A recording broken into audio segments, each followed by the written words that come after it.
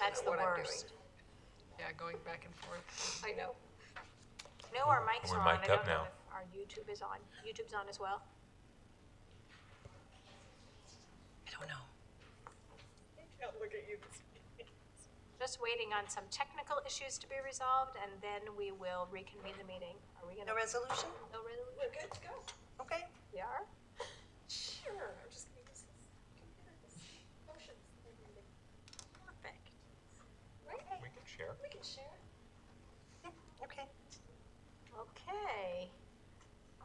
On behalf of the governing board, I would like to welcome everyone to tonight's meeting. Members of the public are attending both in person and remotely through YouTube Live. This is a regular meeting of the Catalina Foothills School District Governing Board on June 10th, 2025. The meeting actually officially opened at 4:30. The only matter that was discussed when the meeting was opened was a motion to move into executive session, which was made by Jacqueline Davoli and seconded by Eileen Jackson. It passed 5-0. Members of the board then left this room and met privately in executive session. And now we are back in our regular meeting. So that's the background. In a few minutes, I will read the rules of order for public comment at governing board meetings. If you wish to make a public comment remotely, you should have signed up using the Google form that is available under the YouTube Live description. If you don't see the link to the Google form to speak, you can refresh your YouTube live stream. If you're attending in person, the purple form, request to address the board, is available on the table in the back of the room. And I do have 2 requests to address the governing board this evening. If there's any others, please hand them to our board secretary, Amy Sams. And at this time, I'd ask that everyone please rise and join me in the Pledge of Allegiance. I pledge allegiance to the flag of the United States of America and to the republic for which it stands, one nation, under God, indivisible, with liberty and justice for all.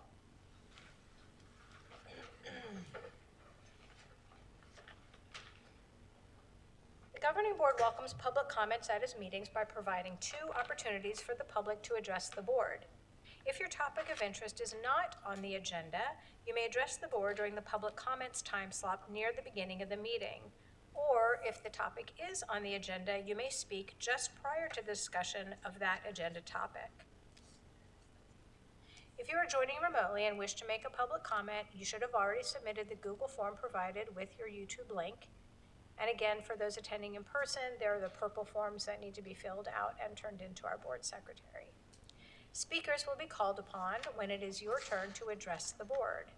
For those attending remotely, you may choose to enable your camera, but as a reminder to remote attendees who wish to speak, please unmute your microphone when called upon. Each speaker has 3 minutes to address the board. The sound of a buzzer indicates the end of your 3 minutes. In the event of a large number of speakers, the board may need to limit that time so that we can conduct the business on this agenda.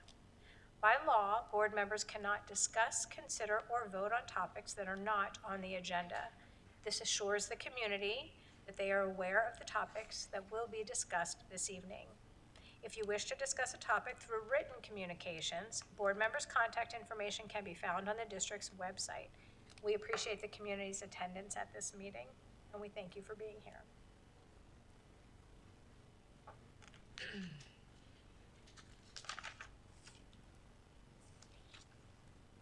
Item 3.4 on our agenda is outstanding achievements, and for that, we turn to Superintendent Dr. Bartlett. Thank you. I'm pleased to highlight the following CFSD students and staff achievements.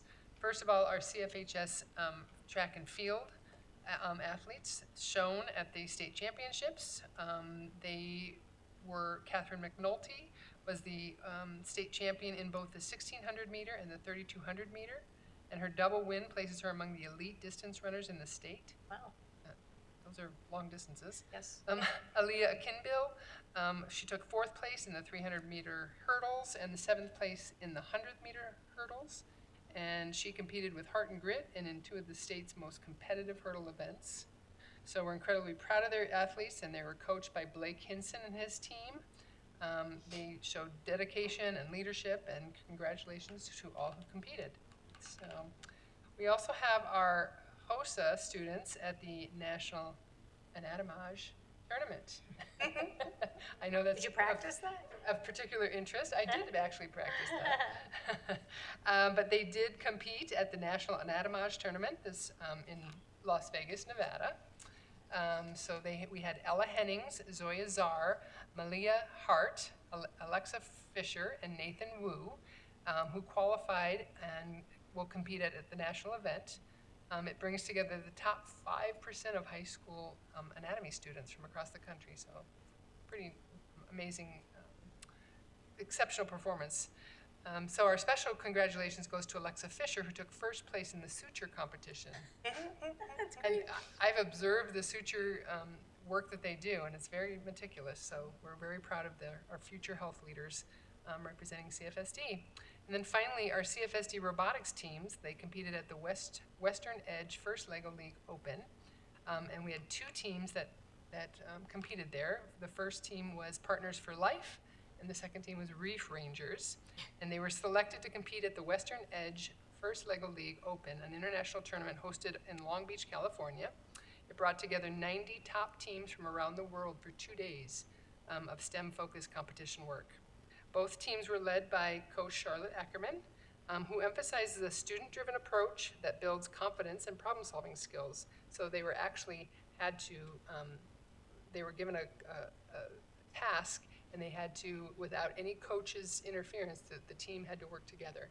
And our team's really shone bright at that. We also celebrated the student leadership beyond the competition. Henry Bonamolo, who was in the class of 2024, he was promoted to head referee. And then we had a rising star, Christian Pearson, who was a volunteer mentor. So he's a rising star in that too. So the students are a reflection of our strong culture and student mentorship, and so we congratulate all of our student achievements. Thank you. Congratulations to all. This is the time set on our agenda for public comments. As I indicated, I have 2 requests to address the board in person. I see no one online. If you do want to speak remotely, please go ahead and get that Google form submitted. I'll check it one more time at the conclusion of our in-person public comments. And to begin, I would like to invite Reagan Preffling up to the podium.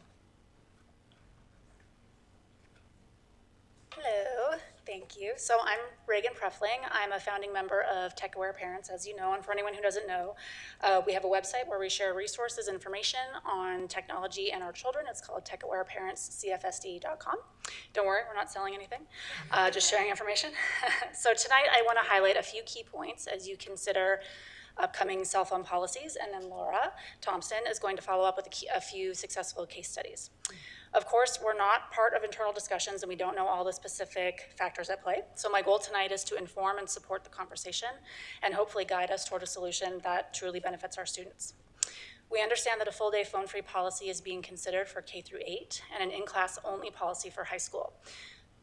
We stand in support of a K through 12 all-day approach, but for tonight, I'll focus on what implementing an all-day policy could look like in general and some of the pros and cons.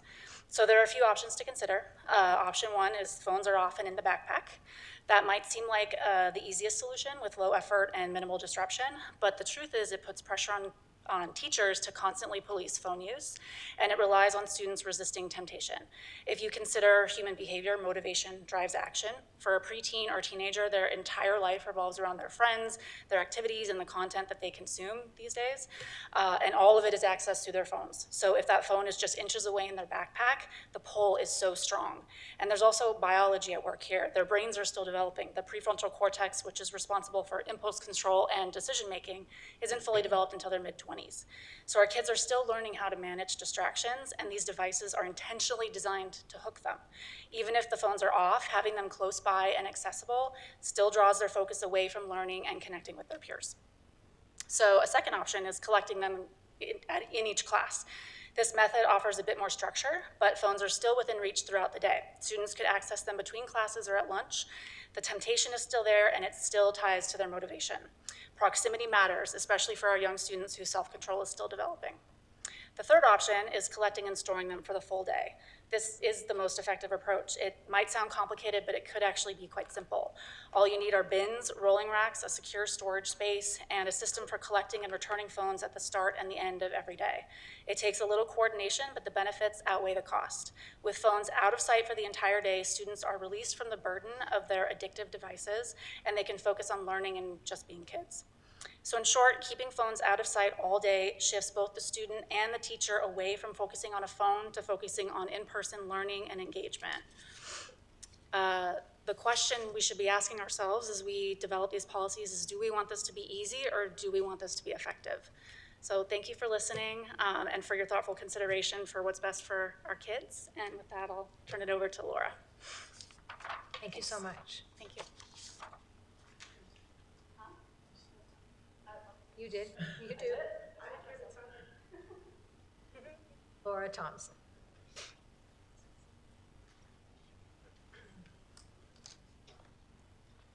Good evening, my name is Laura Thompson, and I'm here with Reagan, also a founder of TAP. I wanted to, I'll just get straight to this because the buzzer will go off. We know that recent legislation regarding cell phone use in schools will be discussed at the upcoming retreat for administration and also your next two of your meetings coming up. So we know that you're gonna look at how other schools have implemented, what worked, what hasn't, and why. So we thought what a good time to do some case studies for you because we've really dove into this topic. Bottom line up front, students and staff at the schools that I'm going to talk about have benefited from phones when they were not accessible at all during the day. And I'm going to follow up with an email with links to these references. The first case is Wakefield High School. It's in Virginia. This was published in April in 2025. They adopted a bell-to-bell phone ban. They initially used the Yonder pouches, but later switched to the simple bin and cart system, which is also a lot cheaper. Their policy faced some resistance at first, but once the culture at the school changed, students and staff both found that the phone ban improved learning and had a dramatic improvement in social interactions. One teacher describes how his role as a phone police shifted back to creative teaching. Students admit that they still go to their phones after school, but overall they experienced less interpersonal conflict and also observed less conflict. On the opposition of this ban there was one educator, and I just want to point it out. He thinks that the plan of removing phones limits the ability of teachers to teach digital literacy skills, and he also thinks the ban will impact lower income students that depend on using schools' Wi-Fi. So those are some points to look at when we proceed. A second really good case is the Cleveland Metropolitan School District. This was the whole school district in Hawaii. It is the third largest school district, Ohio. Did I say Hawaii? Cleveland. Dreaming. Third largest district in Ohio, 36,000 students. They just went the whole district. But the superintendent did say, I don't want an all-in-one approach. Each school was able to develop their own storage and collection and storage process. Garrett High School is presented in the news clip. They successfully used the Yonder pouches, but other schools used bins and carts, which is also more affordable. This article describes the initial challenges, including students using burner phones and hiding phones, but this school also made a concerted effort to educate families on how students can contact parents in emergencies. Ultimately, again, the culture around phone use in the school changed. Students and faculty are interviewed. They describe they're less distracted, they're learning more, and they're testing better. And each of these cases also has exceptions for medical and special needs. Before I run out of time, I do want to speak openly and freely about this topic from me. The language in the Arizona law is weak, which can result in weak policies. And a weak policy that allows students to keep phones in their possession, either in a pouch or turned off, Go ahead and complete. will continue to distract our students. In my experience of over 27 years in the military, I learned that leadership is tough. And doing the right thing is often hard. But above all, I learned that bad news will not get good with time. If there is a perception that a bell-to-bell ban will be unpopular with our high school parents or students, waiting another year won't make this any easier. Next year won't be better, and delaying it just prolongs the problem. So in my opinion, the law is on your side, the statistics are on your side, and the benefits for learning, safety, and mental health are clear. So a bell-to-bell ban from K through 12 isn't radical, in my opinion. I think it's responsible in its time. Thank you for listening to us, and we'd love to help and support in any of your research. Thank you so much. Did you say you're going to provide the links to those articles? Yes, Yeah, okay, fantastic. thanks. Thank you very much. We appreciate your being here and your dedication and your comments. I do not see anyone has signed up to speak remotely, so that will conclude our public comment time for this evening. And that brings us to the consent agenda. What? Oh, go check your laptop. We'll take 1 second and let Gina see if she can, speaking of technology.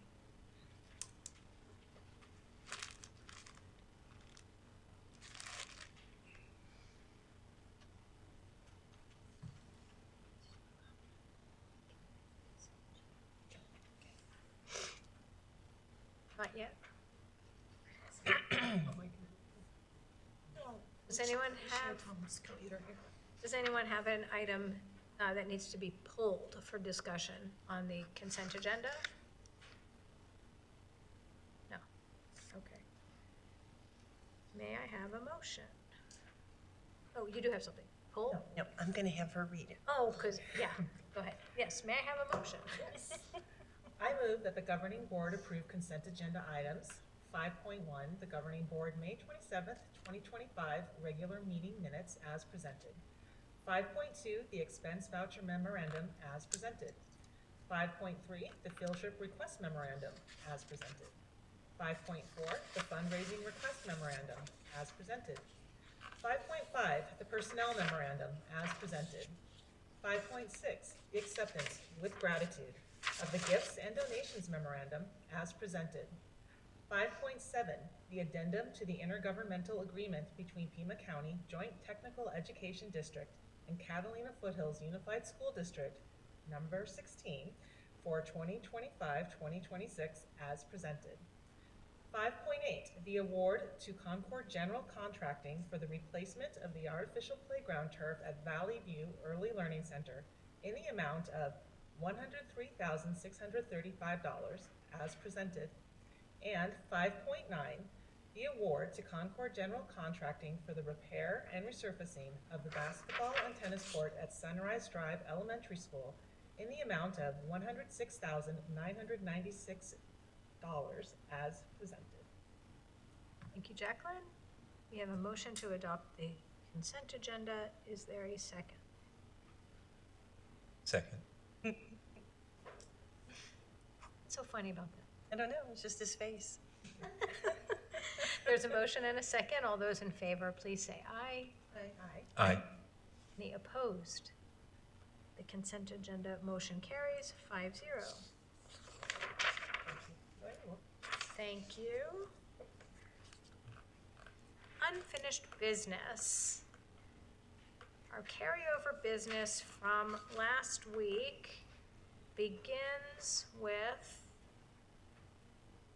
the approval of revisions to the facilities rental schedule per policy KF, community use of schools facilities, second reading. Travis Coulter, Director of Community Schools, is with us again this evening. Thank you for being here. Yeah, good to see you all again.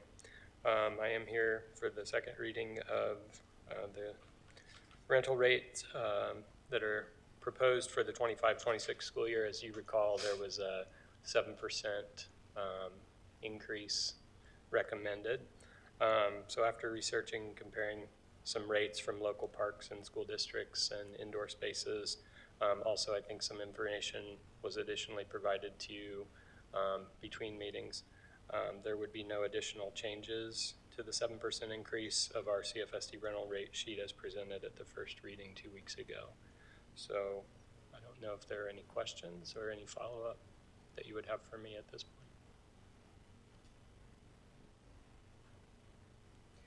I just want to say thank you for the additional information. Sure. That was super helpful, providing some context. Welcome.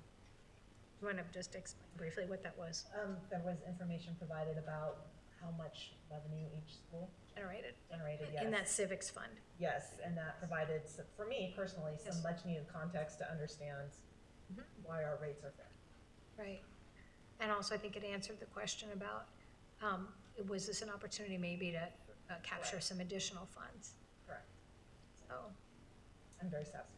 good. Any other discussion or questions of Travis before I entertain a motion? Okay. I'd ask you to make the motion, but you don't have a computer. I'll make the motion. Go ahead. I move that the governing board approve revisions to the 2025-2026 facility rental rate schedule per policy KF, community use of school facilities, as presented. Thank you. Is there a second? There's been a motion and a second to approve agenda item 6.1. All those in favor, please say aye. Aye. Any opposed? Motion carries 5-0. Thank you again for being here. Thank you all. Thanks, Travis. See you.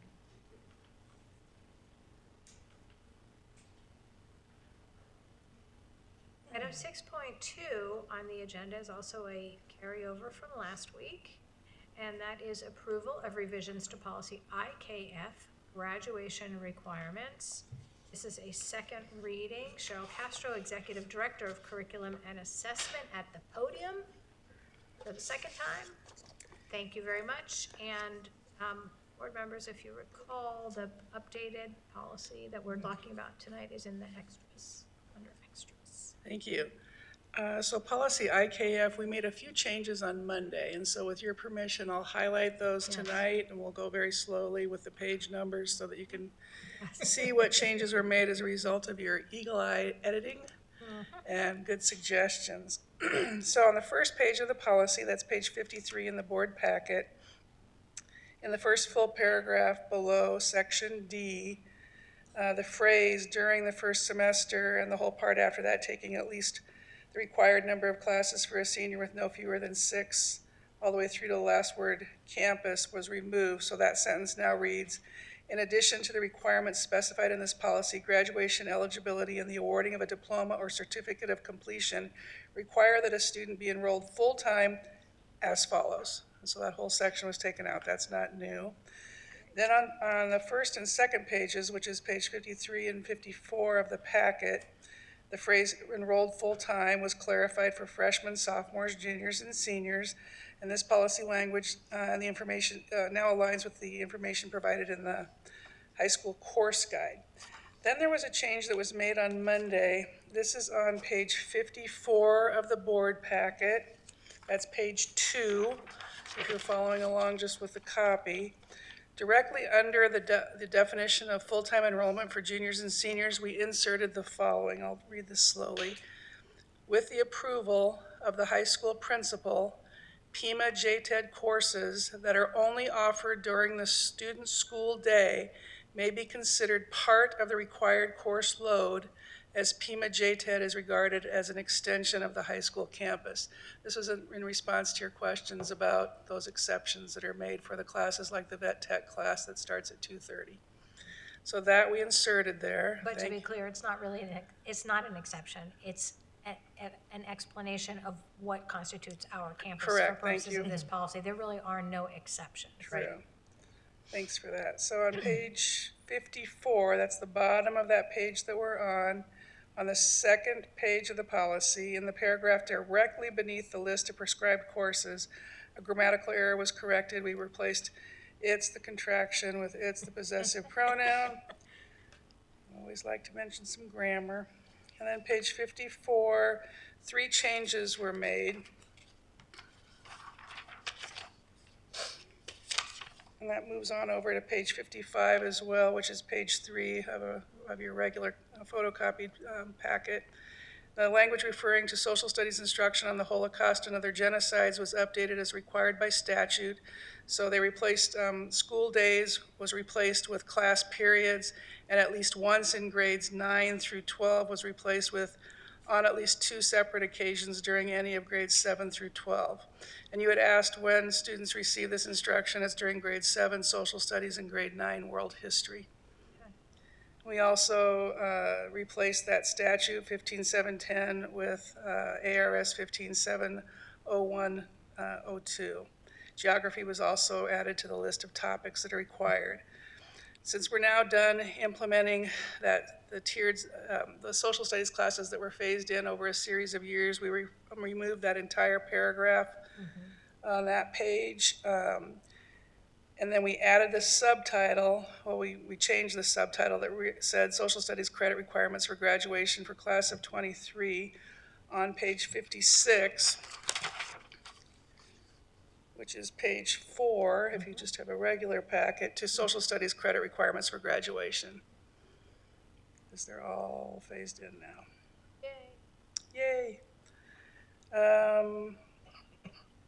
In the second paragraph on that page, page 56 or page 4, whichever one you're looking at, under the paragraph with 4 asterisks, the sentence referring to the civics test requirements for the graduating class of 25 was removed, and then that phrase beginning with the graduating class of 2026 was also removed since that's no longer relevant. And we put in the note that high school students take the civics test in U.S. history in grade 10. Then there was a new piece that was added on Monday, and that's on page 57, page 5. At the very top of the page, it talks about, the students in middle school. So we added the phrase at the top, at the discretion of the school or district, a student in grade 7 or grade 8 may take this test described in this paragraph, and if the student correctly answers at least 70 of the 100 questions on the test.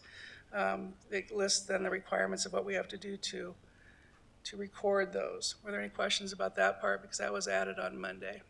Can you just remind me, it was added because by law, they are allowed to take the test earlier, but we give it later? Yep. Is that, By law, the language says a student may take it. We just added the phrase at the discretion of the school or of the district, a student may take the test.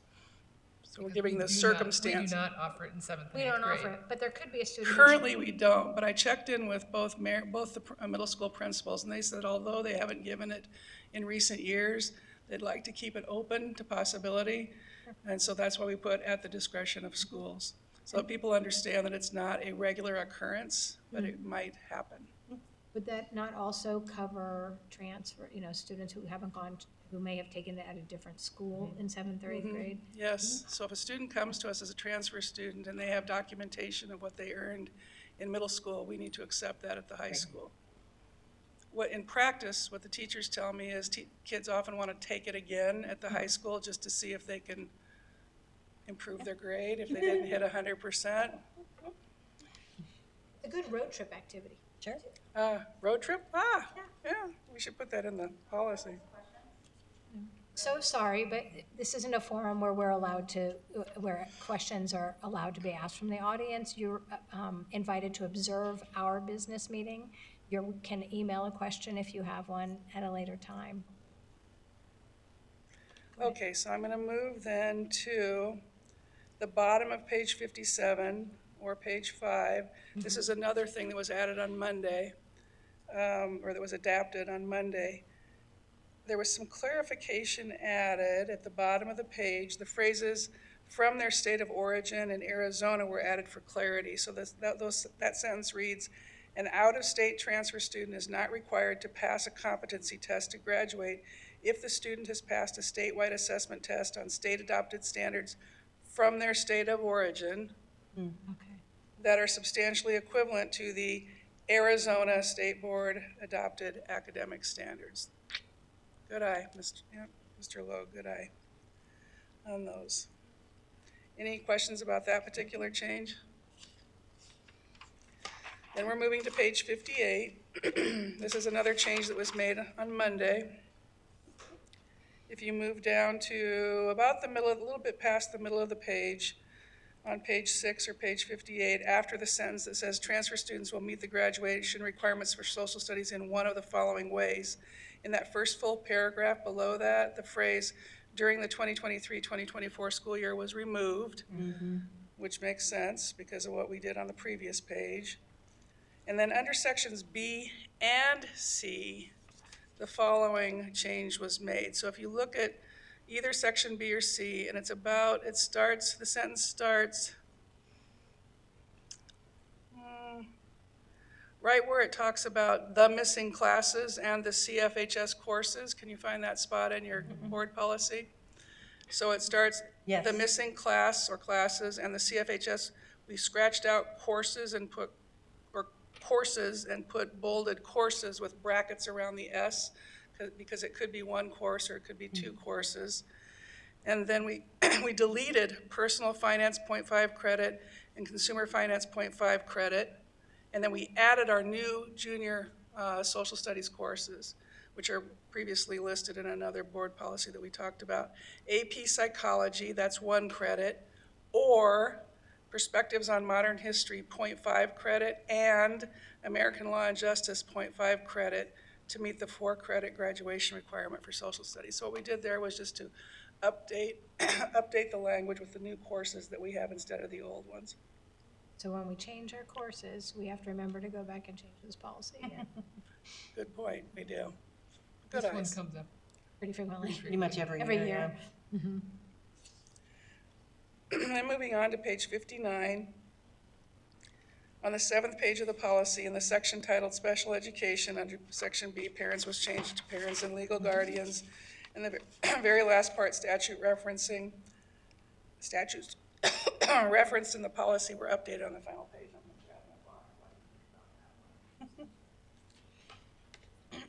Seven.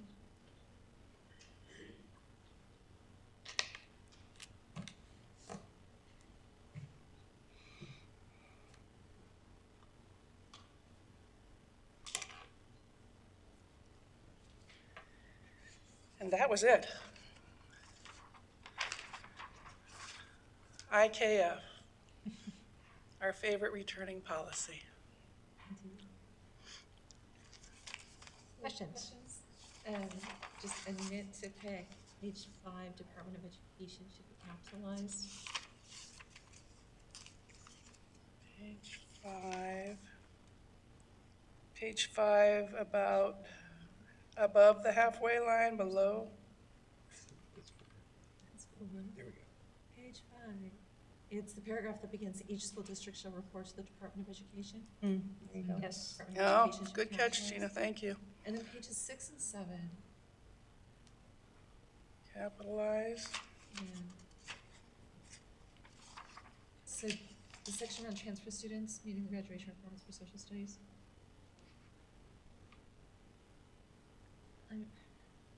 So section B,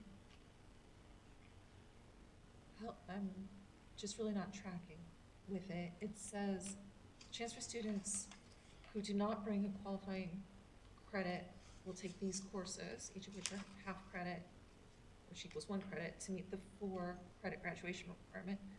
Are you trying to say that transfer students who do not bring, who are missing 1 transfer credit? Is that what you're trying to say? Or help me to understand how taking 1 credit equals the 4 credit graduation requirement? Because when they're there as, whether they're there as a junior, they're going to be taking a course, they might be missing one, so they'll take another one.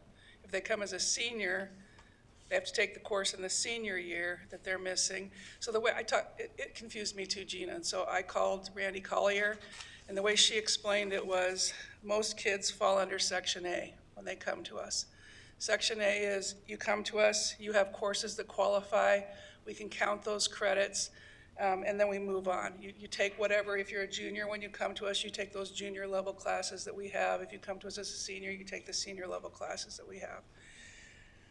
Sometimes students come to us where they might be missing one of the required courses that are outlined above, world history, US Gov, or econ. If they're missing one of those, they need to, and they don't bring a qualifying course that would transfer, then they would qualify for that Part B about taking the AP Psych or Perspectives on Modern History and American Law and Justice. And then Part C, the way that Randy explained it to me, in fact, at one point she thought that perhaps we should get rid of this Part C, because she said rarely does a student ever come to us where they don't have any credit at all. Then we talked a little bit more, and she said sometimes it might happen, especially if you have an international student, somebody who was raised in a different country and came here, they might not have the credits that are required, and so we decided that does need to be left in. So it's kind of a tiered, the way that she explained it to me was like, you either come and you're on track with what you need, and then you take whatever you take in that course, or whatever course in the year that you come to us in, junior or senior. Part B, you might be missing a course, and so you're gonna have to make that up somehow. Or Part C, you're gonna have to be doing some doubling up to meet some requirements. She said in those cases, she said in those rare cases, sometimes a student might have to take an online course, an Arizona online course to complete that requirement sometimes, if they can't fit it into their schedule. I understand it when you say it, but what I'm reading isn't matching what you're saying, but maybe that's just me. So if it's making sense to everyone else, great.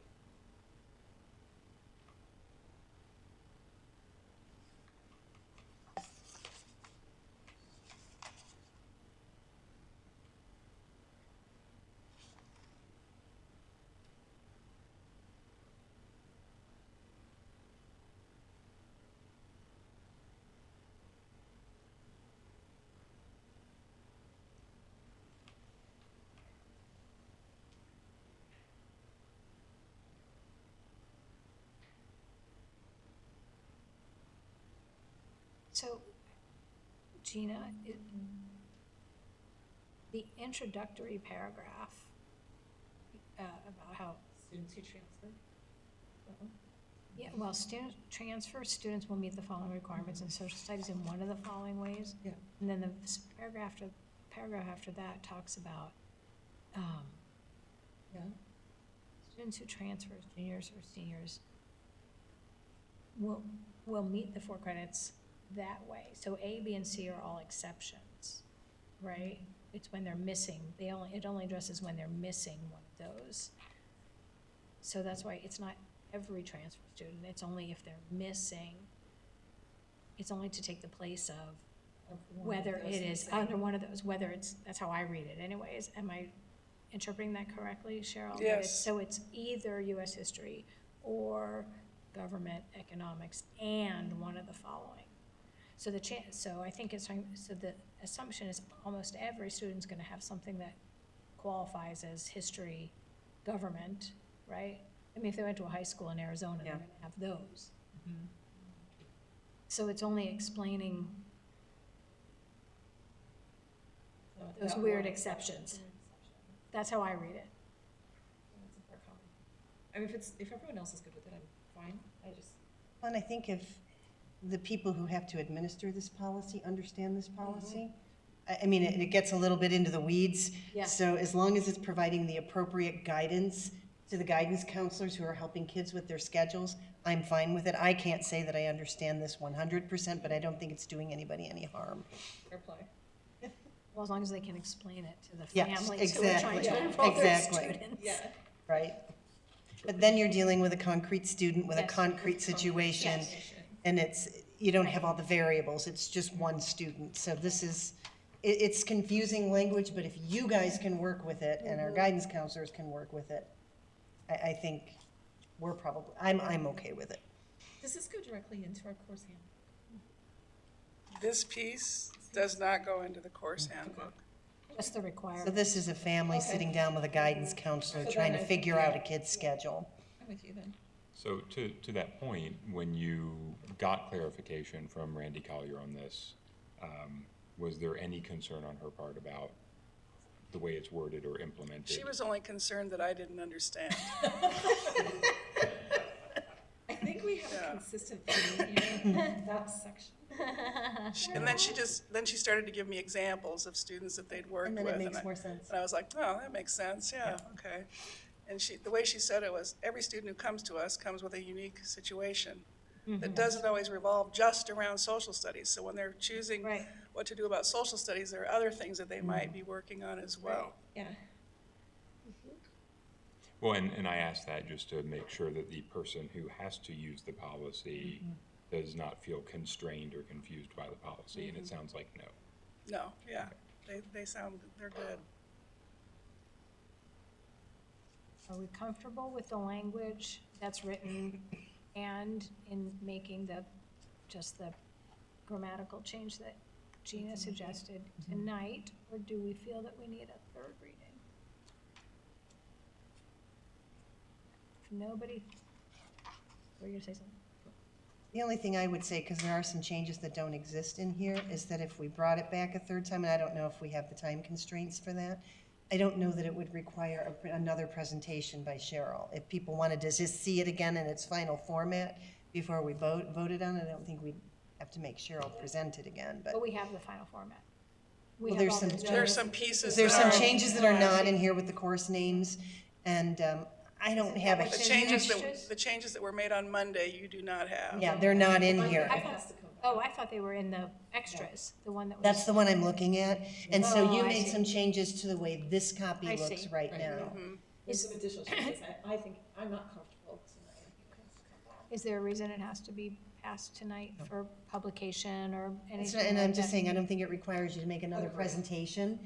We can just look at Review it? the final changes and give it an up or down vote in a couple of weeks if it's not a problem from a timing perspective. Okay, Because there have been quite a few changes to this from its current form. Agreed. If you do Okay. decide to work on that social studies section. for fun. Do you want me to, well, I could try to get Randy and a couple of the counselors together, but they understand the verbiage. But I stand by my comments. If you guys understand it and you guys can work with this policy, I don't know that we need to go back and try to change the language. okay. Thank you You for have some your- other things Thank to be you. Thank you working for on. that, thank you for your patience. We will bring this back for a third reading on June 24th, but don't leave the podium. I think we had 3 readings last year, too. Did we really? That makes me feel better. It's just, there's a lot in this policy. There's definitely definitely a had lot 3 in readings this last policy. year on this It's a policy. pretty dense policy. We're not gonna let Cheryl leave the podium because our Executive Director of Curriculum and Assessment is presenting agenda item 6.3, which is on for an action item this evening, approval of academic standards for K-12 world languages. Thank you. So once again, presented now for your approval are the refreshed standards. That's our favorite word for this. Refreshed standards for K-12 world languages. And these academic standards define what kids need to know, understand, and be able to do as a result of their study of Mandarin, Chinese, or Spanish in our district. Our standards do align with the Arizona World and Native Language Standards, sharing a common emphasis on cultural competence and performance-based proficiency-oriented instruction and assessment. These are designed to prepare students to function in the real world, using communication in authentic ways and focusing on what learners can do, and that was intent. Somebody asked me about why that was italicized. We have what we call can-do statements. I think we were probably among the first who changed students will be able to, the SWOBAT statements for learning goals to I can. I can ask someone about their preferences. I can identify the main idea in a reading using those words I can and putting the onus on the learner. The standards highlight the importance of cultural competence as a skill that enables learners to communicate respectfully and effectively across local, national, and international cultural boundaries. One of the teachers called me after last week's presentation and wanted me to point out that one of the things that they talked about in the meeting was, or in our meetings, was the idea that although all of us hope and wish fervently that students leave our classrooms and continue to use the language that they studied for the rest of their lives, we recognize sometimes that doesn't happen. But what we do hope they take with them is the ability to understand other people's perspectives and to think about themselves as cultural beings and other people as cultural beings, that we all belong to a variety of cultures in our lives. We have a culture here in CFSD, there's a culture in a math classroom, there's a culture in a science classroom, and there are certain norms that we follow in those places, and there are reasons for that, and there are perspectives that belie that as well. So she wanted me to let you in on that because that was meaningful for the group. The refreshed standards reflect our district's commitment to preparing students for success in our global society and they do support our vision of developing competent and culturally aware communicators who can apply their skills in very meaningful ways, collaborating across cultures, engaging with diverse perspectives, and participating actively in local and global communities. No changes were made to the standards since the first reading. I don't know if you had any questions after you studied all of the standards assiduously over the last week. Anyone? Not from me. Questions, comments, concerns about this policy? I do appreciate the additional information kind of behind the policy. Thank you for sharing that. It's always helpful. Welcome. Sure. I move the governing board approve the academic standards for K through 12 world languages for implementation in the 2025-2026 school year as presented. Thank you. There's a motion. Is there a second? Second. All those in favor of approval of academic standards for K-12 world languages, please say aye. Aye. Aye. Any opposed? Motion carries 5-0. Thank you. You batted 500 today. Thank you, very good job. What meeting be without us, so, I we need to know. have reasons for that. I'm sure she feels that way too. Yeah, yeah, I think right. she comes to every meeting anyway. That concludes our unfinished business for this evening. We'll be moving on to new business. Agenda item 7.1 is approval of classified wages, and for that, we turn to Associate Superintendent Mindy Westover. Good evening. Hello. Tonight, I have the attached proposed for the 2025-2026 classified wage schedule. The schedule has been modified by eliminating the first step of the 2024-2025 schedule. The end of the schedule has been extended by one step, and then all steps were renumbered. We are recommending one horizontal step movement for all classified employees on the proposed wage schedule.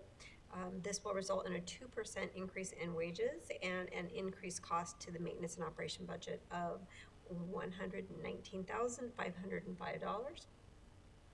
We proposed a 2% increase for all classified exempt employees as well. The increased cost to the maintenance operation budget for that group of employees is $18,281. And this increase will not impact any student programs or staffing formulas that we've currently looked at. With that, I would entertain any questions that you might have. This is an action item for this evening, just so ask away if there's any questions about this. Remind me, where does that put a starting employee, a new classified employee? So that first step, I'm gonna have to put the reading 15.78 glasses. per 15.78, hour. yeah, per hour. For if it is Plus not the step. very- First range. Yeah. First range. First range, That's a first very, step. very beginning Which is our position. classroom educational EAs, for assistants. example, Mhm. yeah. Our special education EAs are a range Higher. 30. Higher, yeah. Yeah, so they'll be the 19 range. And what's minimum wage these days? 1386. Okay, so we're well above Yes, minimum we are. wage as well. Good. 14. It allows us to Maybe compete a 14. little bit. And placing this in context with the last couple of years where we did a lot of work raising these classified wage schedules with some pretty significant increases. In total, it's about a 32% increase that they've had over the last 5 years. Yes. So we've done a lot of work here. We have done a lot of work here. Do you have any idea how this benchmarks us against other schools? I don't have any specific information classified. I haven't, no, I haven't. No worries. Just asking. We certainly can do that. I think benchmark is minimum wage is probably. Yeah. Percent raise is also consistent this year, It is, Yes. Yep. yes. so. And consistent with the only new money we're looking at right now. Yes. Yes, exactly. It's also important to note that that starting rate is also for our care staff too. So for our high school kids that come in and perhaps choose to work with our younger kids, they're getting a very competitive wage. Yes. Yeah. Fair. That's very true. I am not sure if there's three in one There's motion. three separate They are, motions. I think, believe they have to be Yes. entertained separately. Yes. So whoever's into doing that. I move the governing board approve the proposed 2025-2026 classified wage schedule as presented. A second. Okay, there's been a motion and a second. All in favor, please say aye. Aye? Aye. Aye. Opposed? Motion carries 5-0. Keep I on- move that the governing board approve one horizontal step movement for all classified employees on the proposed classified wage schedule. Second. Second. You. There's been a motion and a second. All those in favor, please say aye. Aye? Aye. Aye. Opposed? Motion carries 5-0. Third of three. I move that the governing board approve a 2% increase for classified exempt employees for the 2025-2026 school year. Second? Been a motion and a second. All those in favor, please say aye. Aye? Aye. Opposed? Motion carries 5-0. Thank you so much.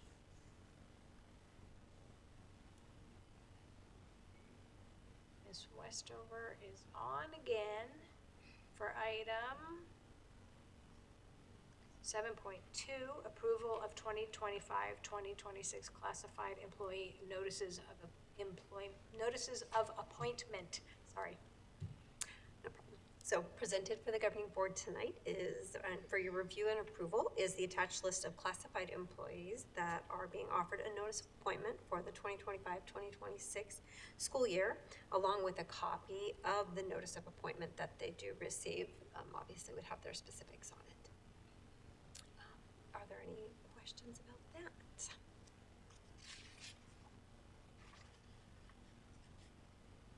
Just out of curiosity, and if you don't have any answers off the top of your head, that's fine, but in terms of returning staff, this list, is it do you have like a percentage of, these are new returning? It's, Mixed. this list is the majority All of returning. returning. All Yes. returning. Any new would be included on a regular Yeah, personnel. Personnel personnel reports. memo. Okay, So this is all of our Got it. returning employees that we're offering. long list. It's a very long list. Yes. Oh, it is. Okay. Any further discussion before we take a motion on this item?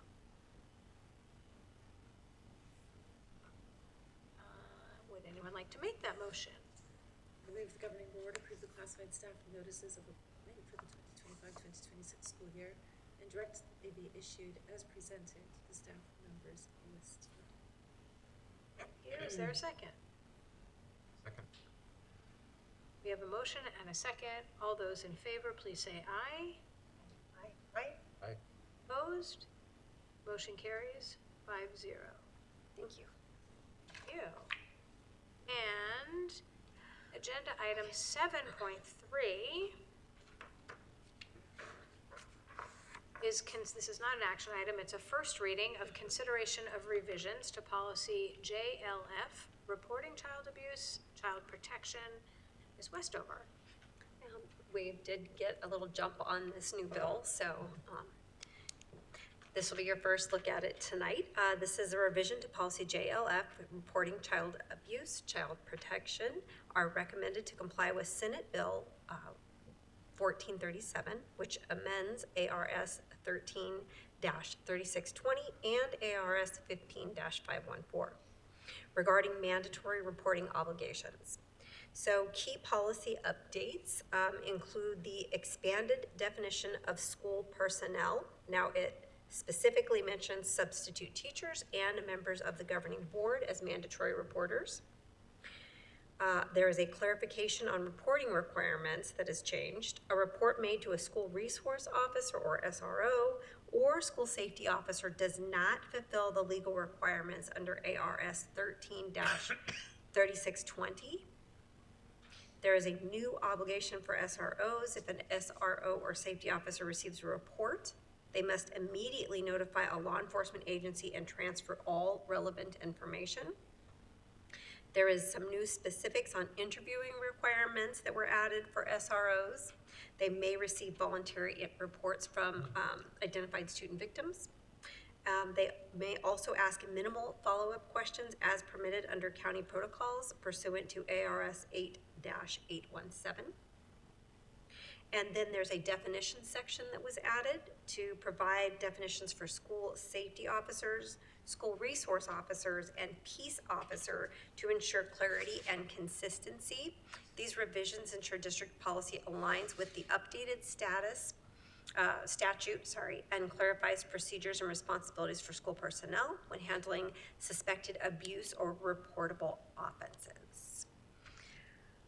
Quite a few changes. Are there questions that I may answer or clarifications?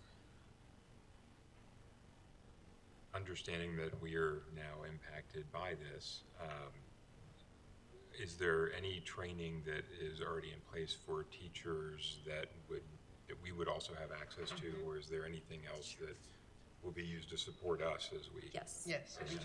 We provide training. Yeah, we do an annual training that is then also shared with teachers and staff each year. So usually we can definitely share in that opportunity.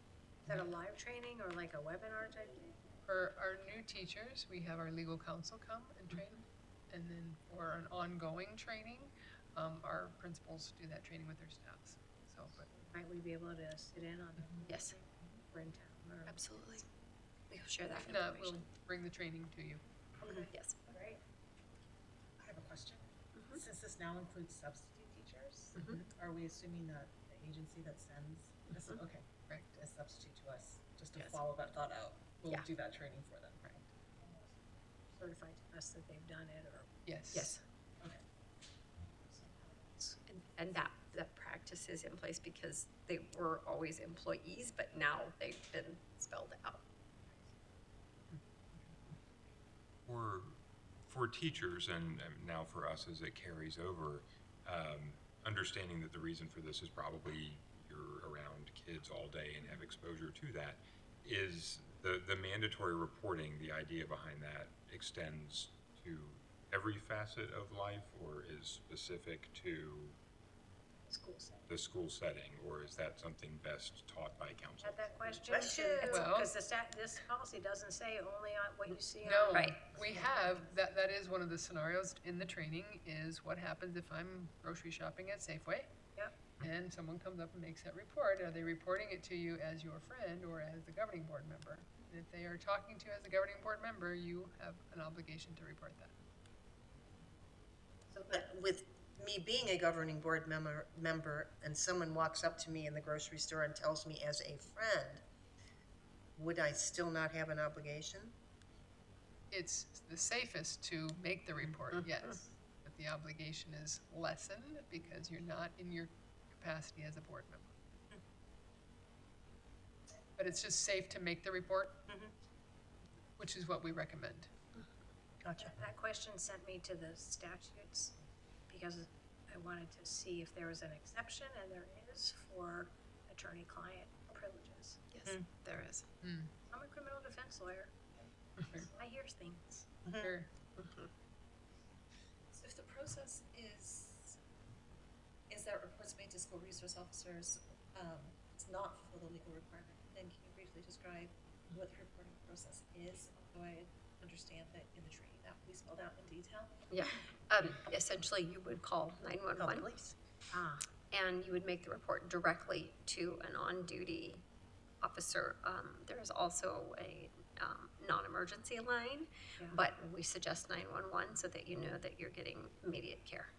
And so there's not a school policy alongside this, as in, like, so if there is a mandatory report that needs to be filed, is there in parallel a school policy that, like, we should inform you, for example? Yes, Yes. there is. File? There's, I want to Yeah, say it's on failure to, reporting, no, it's on failure to report.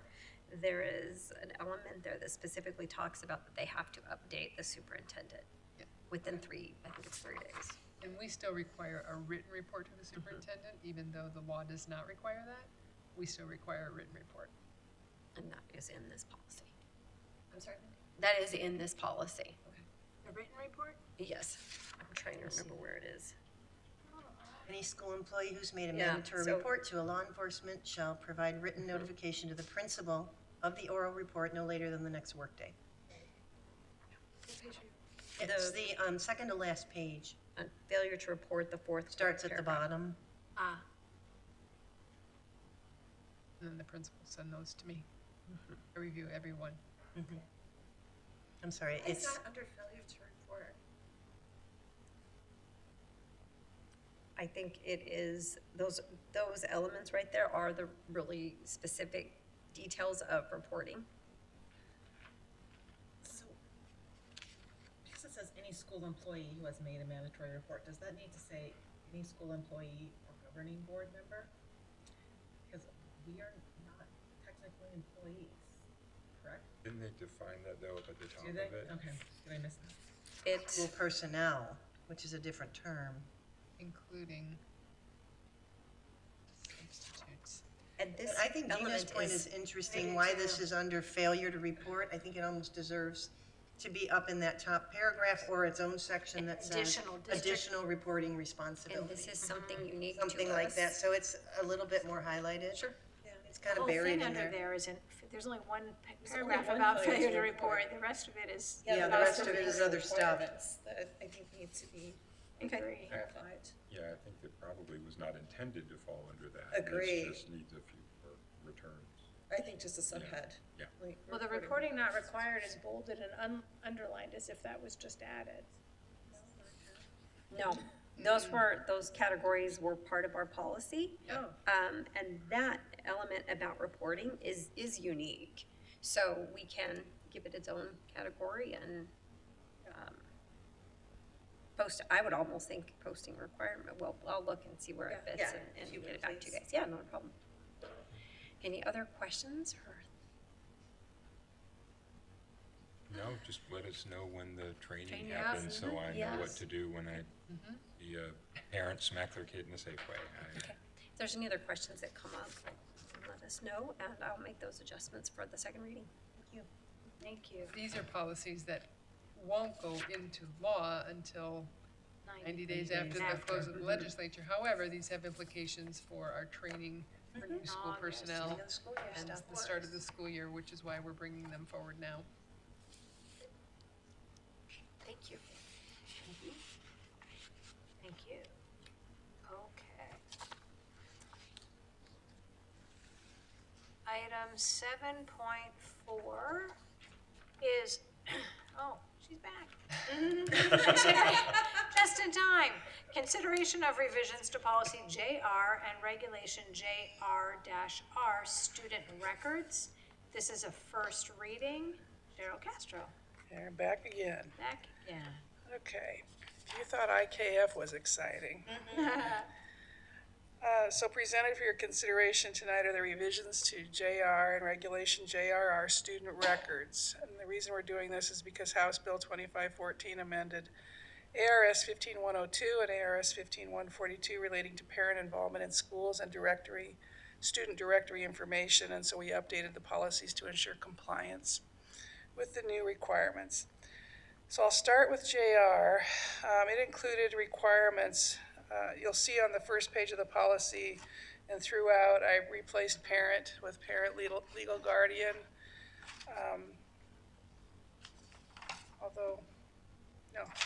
So I replaced those. And then the real changes came about on page 2 to 3, which is 103 and 104 in your board packet.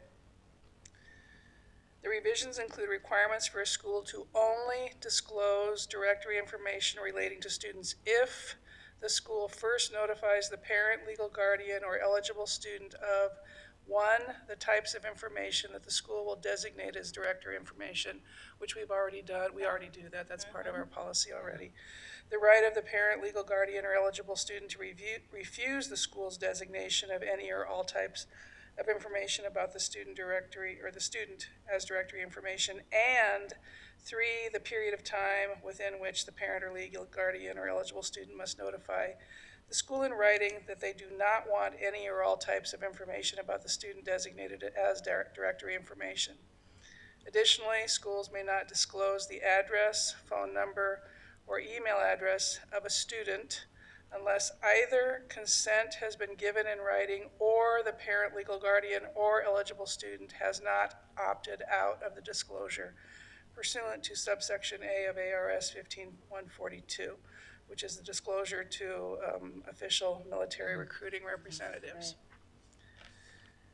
That was JR. Do you want me to go on to JRR, or shall we stop here to discuss? Essentially, it means people have to opt in to have their directory information available, which right now, it's just opt out. Okay. Well, that's okay. I mean, It's a change. So and- just that last part is opt-in. Or are Yeah, you saying the whole policy changes to opt-in? Well, it's, if you look, Section B. yeah, Section B is Section what we're B. talking about, and that's with sharing information with military. I think that's what you said. Well, No, Section then I B didn't is, understand it. address, telephone number, email address. We cannot release that information, which our FFOs every year request that information. they're student, but that's for student. Oh, address, telephone number, email address of a student. Yeah. FFOs, I don't think are student contact details. No, you're right. No, they were generally Maybe of FFOs the and parents, but- Friends of CFSD are asking for oh, parental information. yeah, and I forgot to mention, that was the other change on this policy, is they defined eligible student, and that's the very last part on page 104, page 3. For the purposes of this section, eligible student means a student who is at least 18 years old of age or is emancipated, so Right. that hasn't changed. So as a practical matter, does that mean when students or when families register their students, or they are doing all the beginning paperwork, like when they go to Orange Grove and do, that there's gonna be a sheet that says, Well, it's all online now, oh, but, okay, thanks. Amy, See how but right now, they can opt out of it on a screen. And so now it'll be opt-in.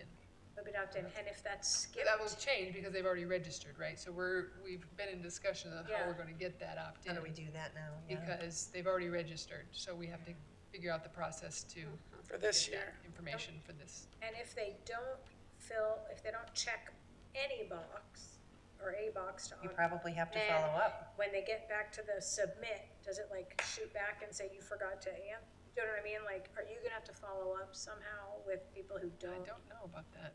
It would be great if you could set it up that way, that it won't even let you accept the That's what I mean, form oh, without guess what I'm it. trying to say. If it's Get a an opt-in, requirement. you wouldn't have. Or we just, assume assumption would if be that somebody you're doesn't saying no. answer it, then they haven't opted in. Right, they have not So opted in, they're not It's in, like when you do your registration yeah, for your car. exactly, right? yep. That's gonna be, It's Yes. new. Yes, We have yes. the latitude in B2 to, it's ARS 15-142, which is the military one reference, right? Is there the latitude to add just a short descriptor of that? Because it's, I think on a reading, it's quite confusing here to say that there is an exception to the opt-in. I agree, But not knowing what that what is. that So instead of the IE at the bottom of the memo, put a more descriptive summary. No, it'd be No, to. B2. Yep, Oh, The B2. policy. yeah, so I think Cheryl's saying, under where the statute, the legal reference is listed, and it says 15142, it could say like it does with Individuals with Disabilities Act, is that what you were saying, Cheryl? That it would just indicate in the legal reference pertaining to military? Oh, down in the, I Is that was what you mean, not, or are you saying you want it in the body of I the? don't think we usually do put that in the legal references. We don't. could, we Although could it put is a there for a couple of description. them right now, Yeah, it is there for some of them, that's why I said. where every student succeeds in individuals Oh, and with just add, you mean disabilities. add the title of the legal Yeah, reference? I'm just saying, do you see how in that list of legal references, it says individual, and then also under our cross references, it says what our policies are. So where ARS 1542 it is listed, it could just say pertaining to military. Unless you thought it needed, do you think that needs to be further clarified in the policy No, I'm just itself? saying, I'm with you, sorry. I think it's, given that that one's called out, the reason I Yes. that one out there is because it's called out Yes. above. I understand. Right? And it's confusing on a read as to, Yes. What is that? It's an exception to an exception. it's an exception to an exception, and it's not clarified as to what that pertains to. Does that make sense? Yes. Completely. Okay. Anything else on JR? If you let us linger on it a few minutes more. You let me know when you want to go on. I'm ready anytime. Any other questions before we go on to the regulations? I saw think you're in the clear. Good? Yep. Okay, so let's move on to JRR, the regulation. You'll notice that we changed, I didn't note this in the board memo, but we changed the word procedure to regulation. We changed parents to parents, legal guardians, as usual. So the real changes start, just like it did in JR, on page 106 of the board packet, or the first page of the policy, or the first page of the regulation, I should say. The definition of eligible student is given there as well. It matches what was in JR, of course. And then on pages 110 to 111, that's pages 5 to 6 of the policy. 110 to 111, bottom of the page. The transcript release form that allows students to designate whether the transcript is to be released to post-secondary institutions, the militia of this state, or the armed services of the United States is listed there. That's the only change to the regulation.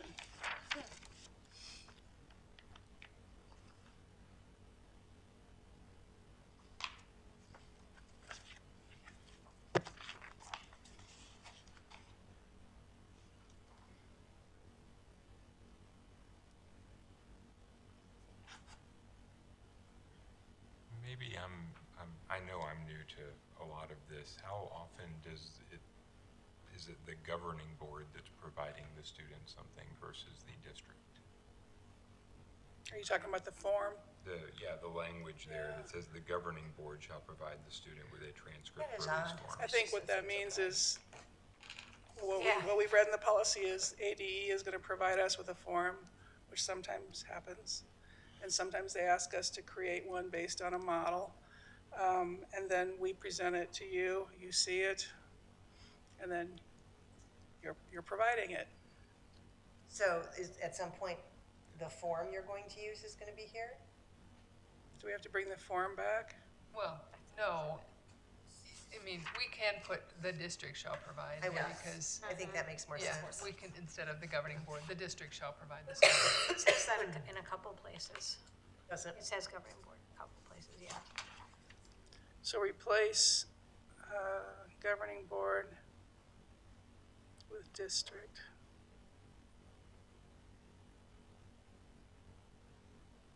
It's in the paragraph that begins after the, yeah, you say according to state and federal law, the sentence that you, it may be somewhere else too, if I just caught. I'll do a search for it and make Sure. sure we find them and Yeah. change them.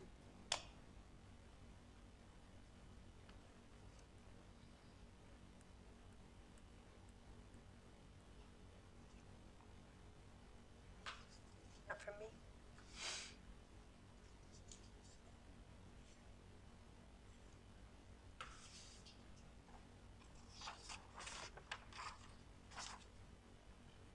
I feel like I saw something in one of these policies. I read it on my other computer, so I didn't.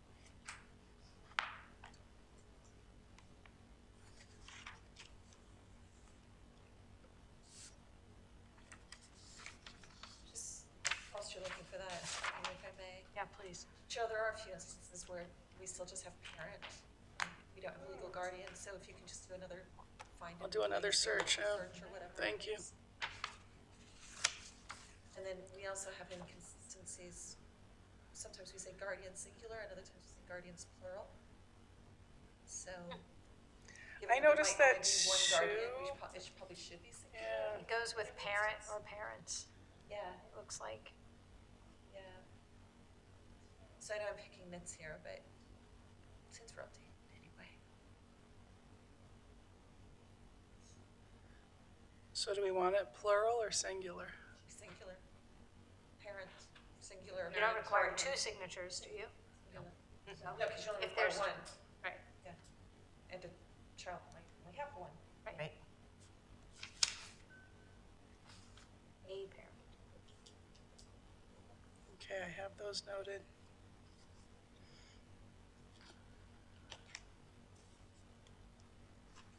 Are there any other, Yeah, you were looking up something else. I can't, I don't think there's anything significant. It'll come back in 2 weeks. Yeah, I don't think it was any big deal anyway. Any other questions about this policy? It will be back in 2 weeks.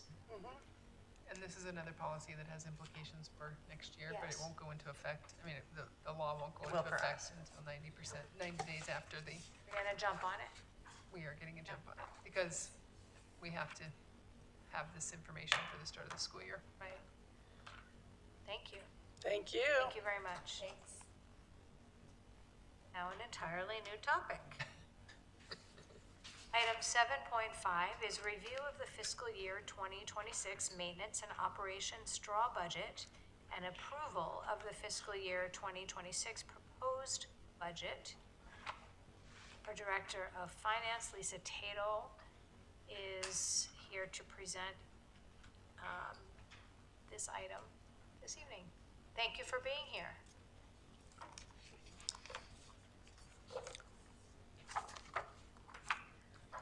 Good evening. I will present an overview of the district's fiscal year 2026 proposed budget, developed from the straw budget and now transferred to the state-issued preliminary forms. The straw budget and state forms are based on current guidance, including a 2% inflationary adjustment.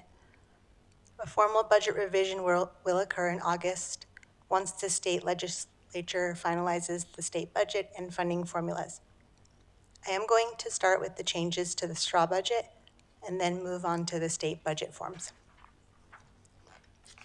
So on the classroom site fund straw budget, we've updated the fiscal year 2025 performance pay lines, removing previously reported additions and reducing expenditures to more closely reflect actuals on lines 9A and B. And then these additions removed in fiscal year 2025 have been included as additions under fiscal year 2026 to keep the funding amount available for future year performance pay payments also reported on lines 9A and B. So moving on to the state budget forms. The classroom site fund is at the back of the straw budget? Okay. Yes. Yes. Yeah. Sure. And it was under the performance pay?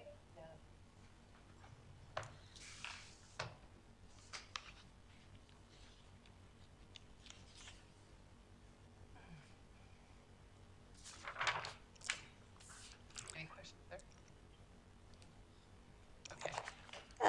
Base level support is $5,113.26, which includes the 2% inflation adjustment. Transportation support level is $3.01 per route mile. On page, the BSA 55, page 3 of 5, transportation revenue control limit remains at 1.16 million, as it has in many past years. Also on BSA 55, page 4 of 5, DAA is 2.86 million, a decrease of just over $7,000 from fiscal year 2025. This decrease is due to slightly lower ADM.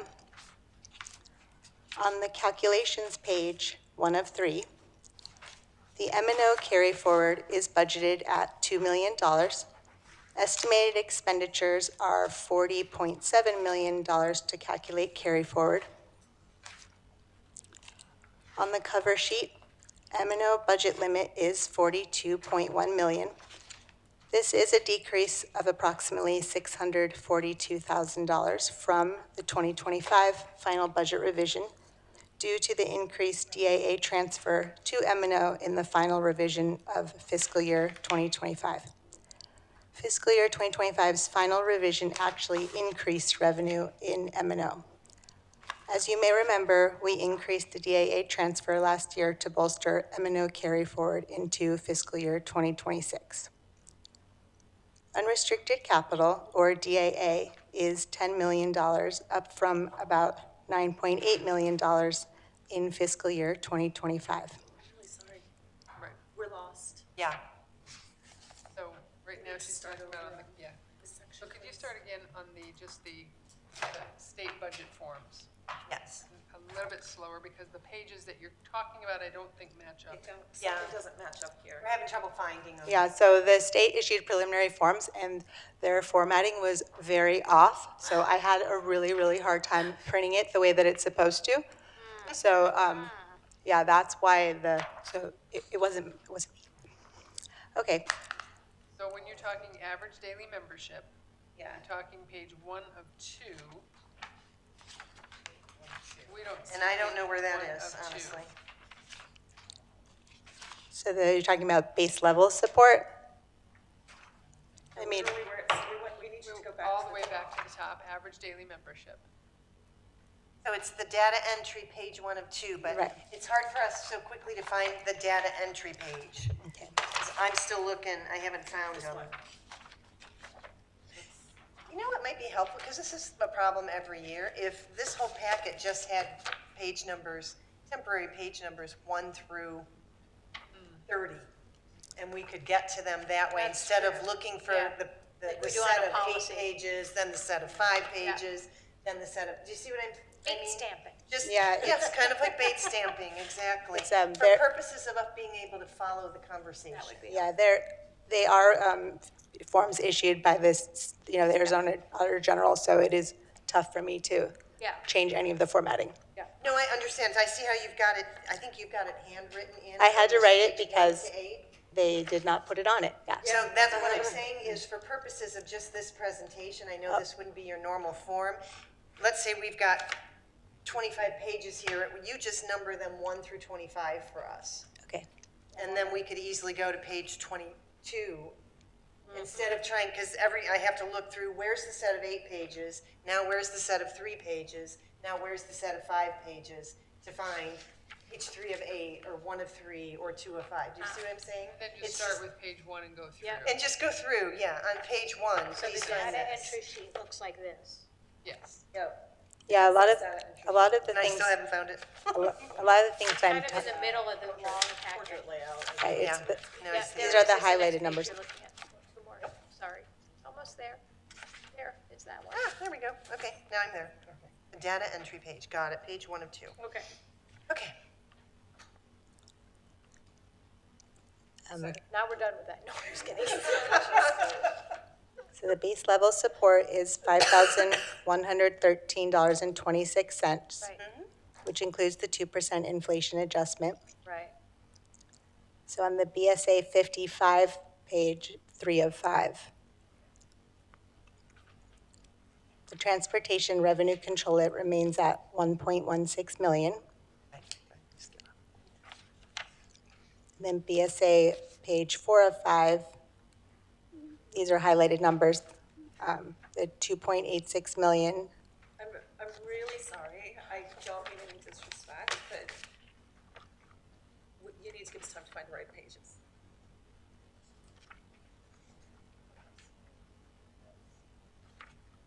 We're off the data entry page, and we're now looking for the set of 5 pages. We're looking for page 3 of 5, the transportation revenue control limit. And that's what I'm not seeing. I'm not seeing a set of documents that are 5 pages long. Yes. BSA, It looks like this. let's see. And where in the packet is that? I don't know. Oh, okay.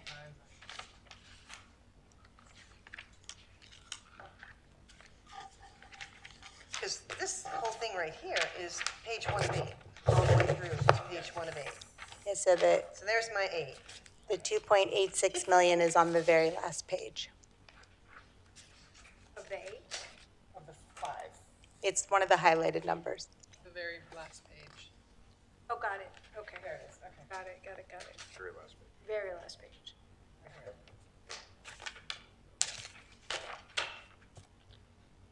Okay.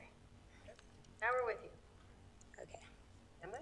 so we could, Last page, highlighted number. Here. The 2.8? Yes. So this is page 3 of 5? Page 5 of 5. it's page 4 of 5, but it is the bottom, it is the end of page 4 of 5.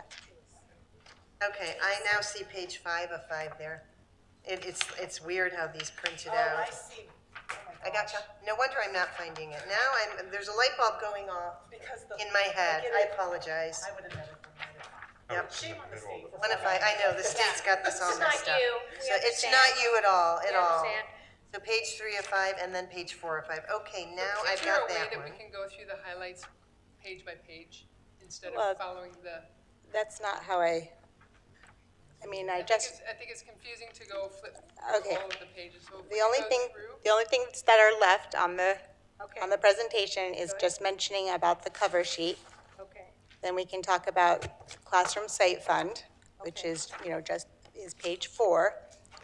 And then page 7 of 8, which is labeled, that's the last thing I talk about in the presentation. Okay, cover sheet. On the cover sheet, the M&O budget limit is 42.1 million. Got it. Yes. So this is a decrease of approximately $642,000 from the final revision from 2025. Unrestricted capital, or DAA, is $10 million, which is up from about $9.8 million in fiscal year 2025. And of this $10 million, about $5.5 million is capital override. The remaining amount includes carry forward from fiscal year 2025, plus new DAA funding, less the transfer to M&O. So the Classroom Site Fund, which is page 4, Hold on. Any questions about this page so far? or page, It's covered. it's page, so page 3 of 8. Hang on. So we just went through the cover sheet. Are there any questions about that before we try to find the next page?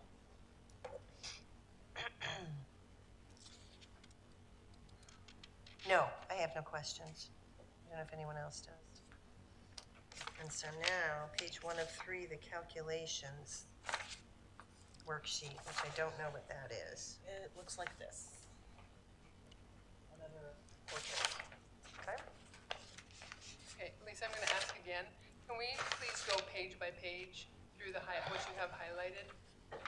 Because it's confusing for everyone to flip through everything. So if we could go through what you've got highlighted. I wasn't going to present all of the expenditure things that I presented in the memo. So I just had 2 pages left that I was going to talk about. But we haven't really gotten to the clear pages that you're talking about, so Here's what I would like to make a suggestion that we take a 5-minute recess because we've been here since 4:30. Yes. So why don't we take a brief break, let the two of you talk about how we might How to present present this this so that we in can a find more the pages. efficient way. That's great. We'll be back. We will be back in I'm going to use the a few restroom. minutes. Good idea. Excellent.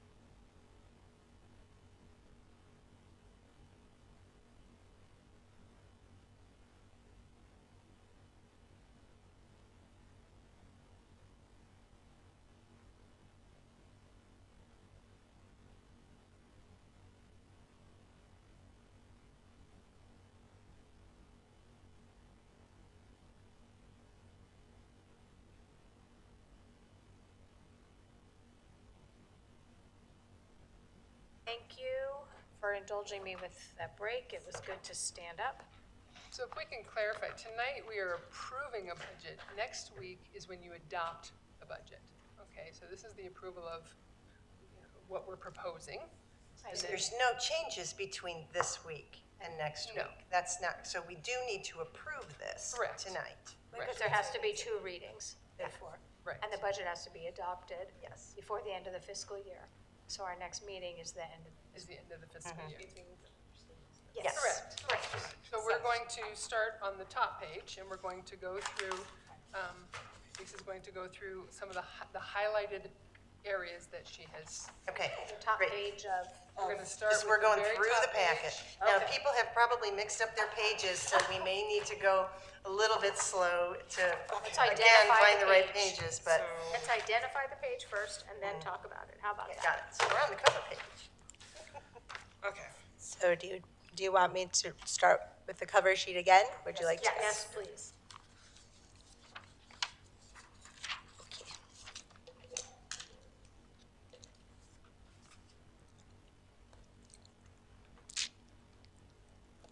So the M&O budget limit is highlighted 42.1 million.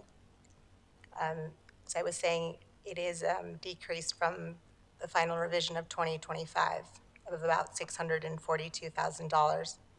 And this is because we did an increased DAA transfer at the final revision for 2025.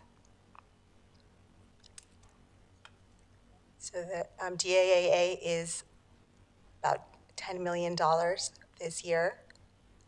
It's up from $9.8 million.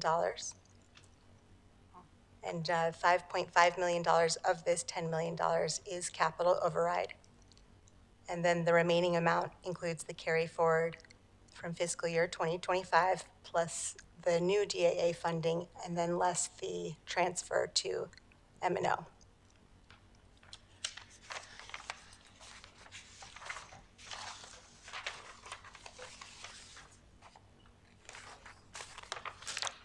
So on page 1, 1 of 8, 1 of 8. gotcha. 1 of 8 is the handwriting on the bottom right. Got it. I just want to make sure we're all on the same page, because I think we can follow, I think, Yes. Okay. as long as we're on the same page literally, we will be able to approve this budget.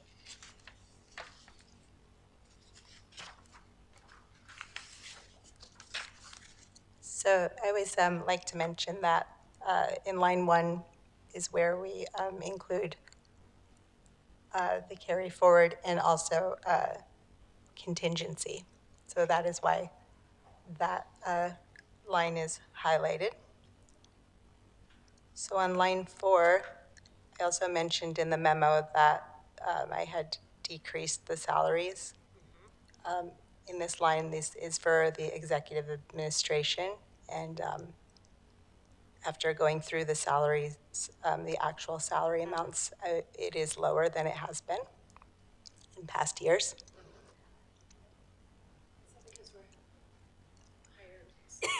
We've hired new people at lower cost. At lower salaries, yeah. Yes. Yes. Which would include myself. And Yeah. maybe- That's right. Yes, that's what that means. On line 9, this is for the M&O food service matching requirements, so it is higher than the prior year. We usually budget it on M&O. You can fulfill the matching requirement on M&O or DAA. So I do not know of any DAA expenditures for food service at this time, so we budget it on M&O. And then on line 25, the 2.27 million represents a 3% increase to first student, as well as a 2% increase to the bus mechanics. This is the projected cost for expanding bus routes. No.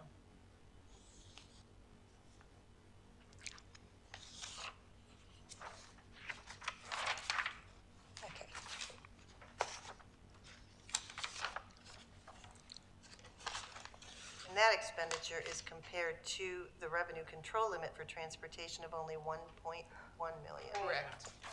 So Costing us $1 million. it's costing us over $1 million from M&O that's, could be teachers, because they have not increased the transportation revenue limit or formula for transportation at the state level in 300 years? Right. I don't know how long, And the increase. as long as I've been on the board. The increased ridership you need to get a bump is astronomical. And Astronomical. we'll never get that. So, and it never reflects the change in the cost of gasoline. It never reflects any of the realities of transporting students through. No. I know we're a smaller school district, but it still requires a lot Which of we're miles. lucky. Yeah, we are.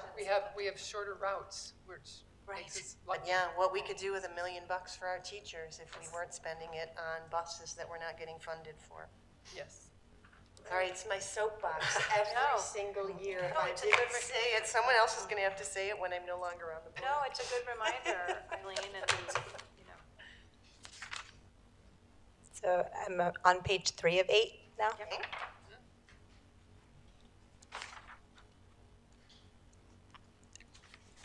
The $842 towards the bottom of the page is highlighted. I like to note that it increased from $792 per weighted student count, which includes JTED. The line 10, the $1.4 million is highlighted. That is the amount of unspent classroom site fund after 2026 is completed, which is essentially our contingency in classroom site fund, and it will be used the following year. We almost always have contingency or what you call carry forward. We almost always have something left over in here. Yeah, we like to use it, leave a buffer. Yes. We try to maintain a 4%. That's what we usually budget for.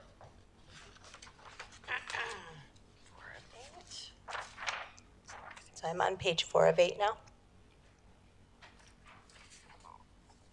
Actually, I don't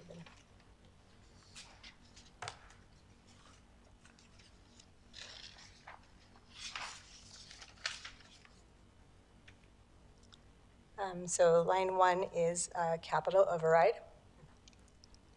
Let me remember what I said. So it's budgeted at $2 million annually, plus any applicable carry forward. Line 7 is is now $0 for 2026.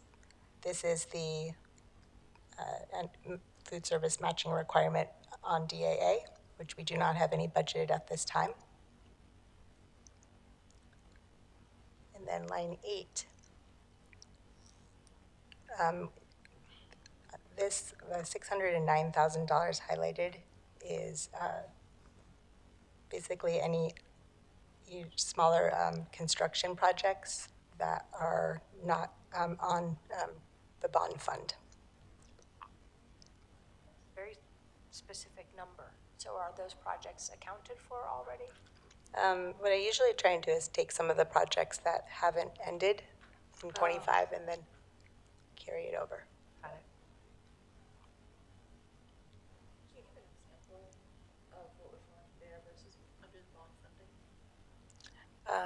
For instance, the E-rate IT cabling is actually hitting capital override. So capital override is included in the full amount down at the bottom. So that would be an example.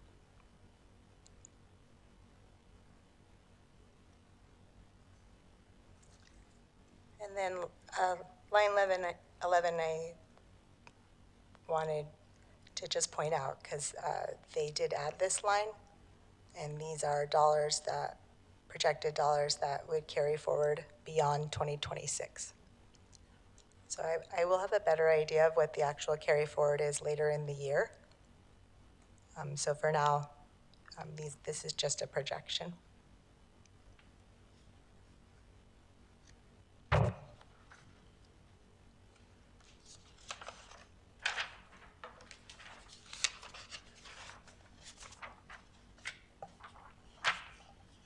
So I'm moving to page 6 of 8.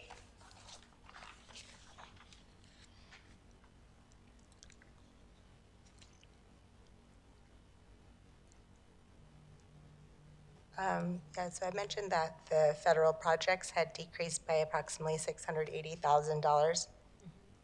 And this is mainly because we do not yet have our full allocations for our federal grants.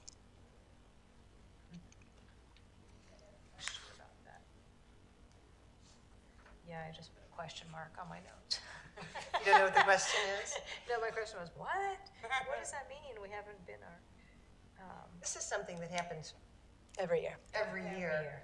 So it's not necessarily related to federal grants no longer being funded. okay, so No, it's just a This timing is just kind of a issue. timing issue that happens it. every year, if I recall. Right, we get a first allocation, Yes. and then we get our Okay, second allocation. thank you for that reminder. And since it's about August, we'll potentially request. Yes. If we have it by then. For example. December. Right, whenever. Right. And we're talking about it as one bucket of money, but it's actually all of these different line items Correct, that, or they each have corresponding grants, so we may get some and not other, or who allocates how that money is distributed? Oh, for the federal projects, it's ADE. Okay, perfect. Okay, I'm going to move on to page 7 of 8.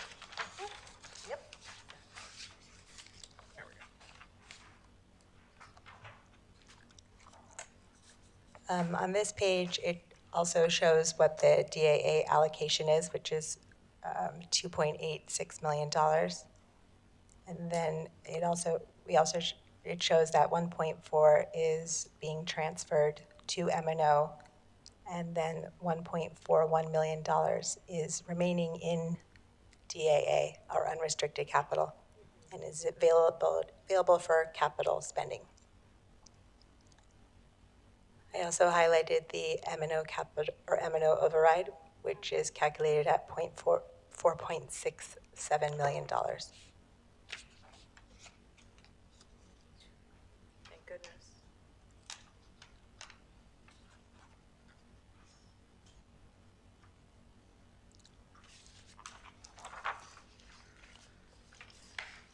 So I'm moving to page 8 of 8, if that's okay? Yep.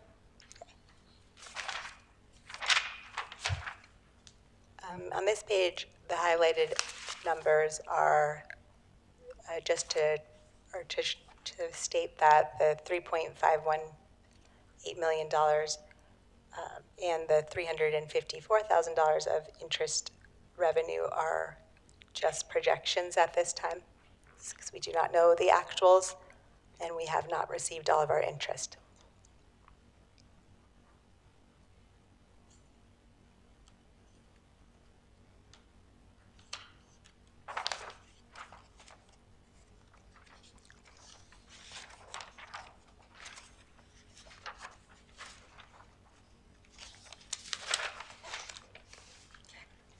Okay, Now what? yeah, the reason why I start with the data entry page is just to get clarify is because the data entry and the calculations page are what build up to the cover sheet, and the pages 1 through 8. So there is a method to my reasoning when I explain it in that order. Okay. So the base level is increasing to $5,113.26. And then the transportation support level is increasing to $3.01. Everybody where we should be Are you all where you, yeah. in the data entry sheet? In there. Okay.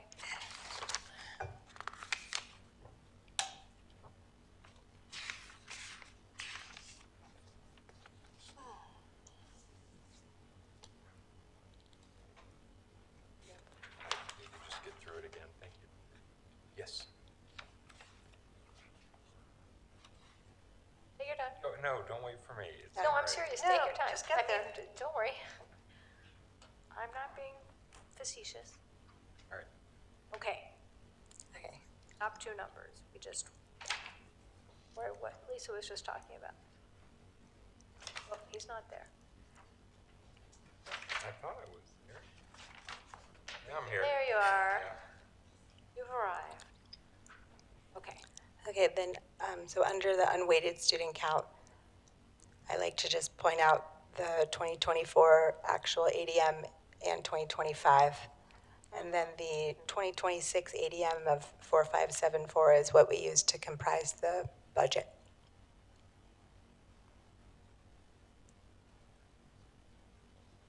So the numbers, the prior years that are in lines 1 and 2, those are actual numbers?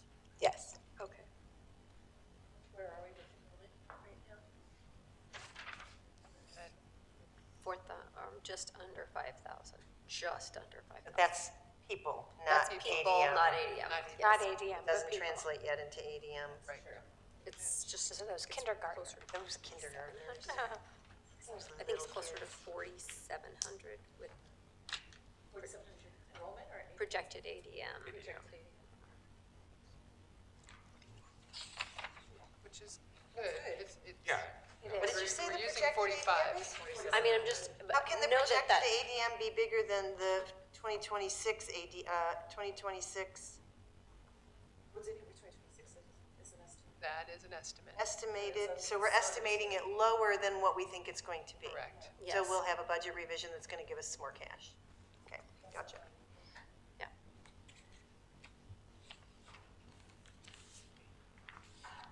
Okay, so then if you flip two pages to the calculations page, Yes. there are two highlighted numbers at the bottom. Sorry, which page are we? Calculation, so it has a heading of calculations at the top.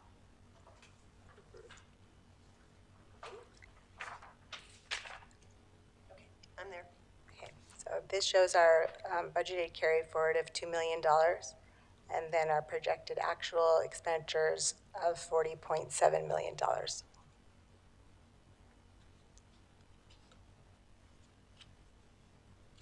We can, if you go back to that front, we had 42 million, Yes, so it's 40, and then the 2, that's where that number came from. yes.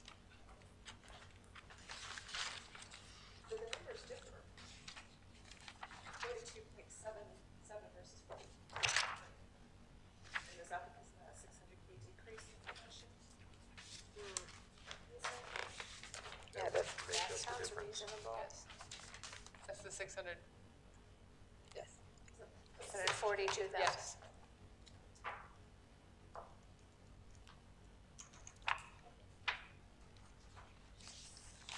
So why is it taken off of here and not here? Like, wouldn't we see that somewhere on the calculations page? Right, Yes. I'm sorry, yes, Yes, yes. correct.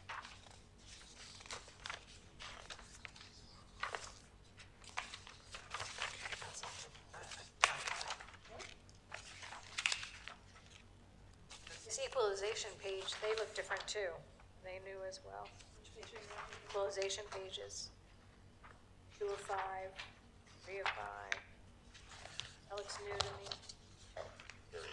Yeah, at the end, so it just kept going. Lisa, did you want to correct my intersection elsewhere? I'm sorry, what was it? I just said these equalization pages look different to me as well. Yeah, Everything's different. So, yeah, I just couldn't print it the way that it's supposed to. no, it's understandable. It still has the page 2 of 5 on there, it's just not lining up with the pages. Right, I got it. And then that last page is where we have the DAA again, at that 2.86.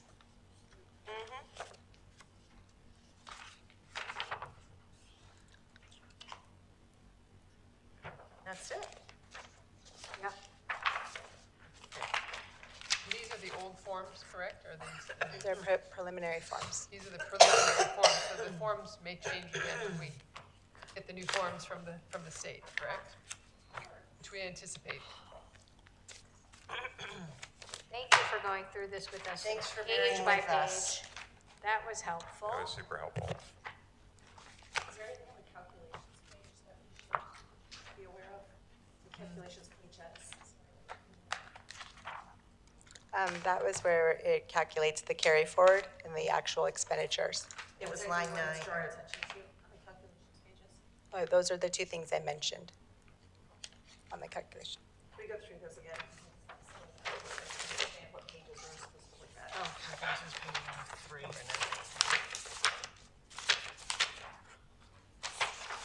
Here it is.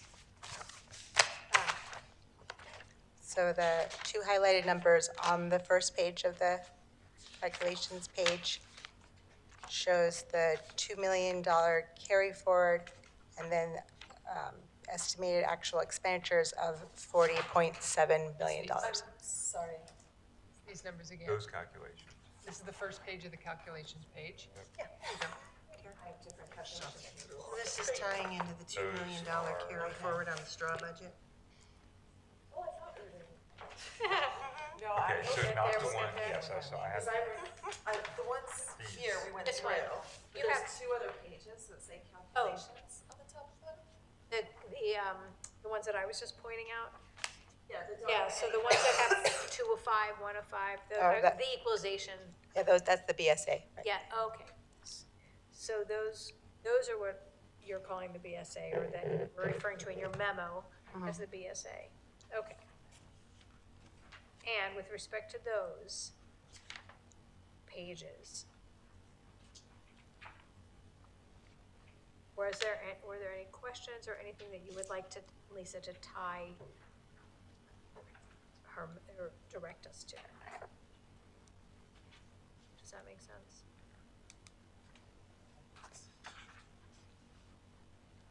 It just, through five pages.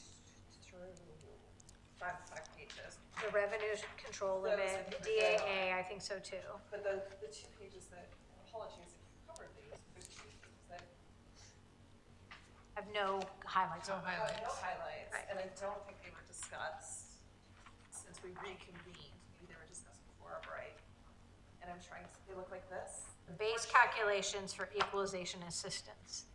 Those are the pages you're looking at. Well, the top just says, literally says calculations. calculations. Right, and it says 2 million at the top? Yes. Yes. I'm trying to understand Yes.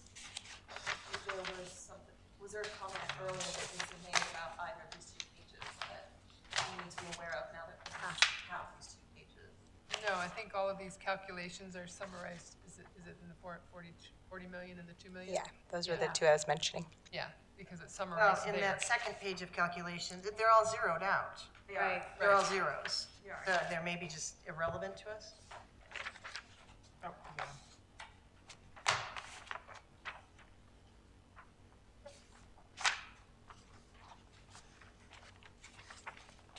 So okay.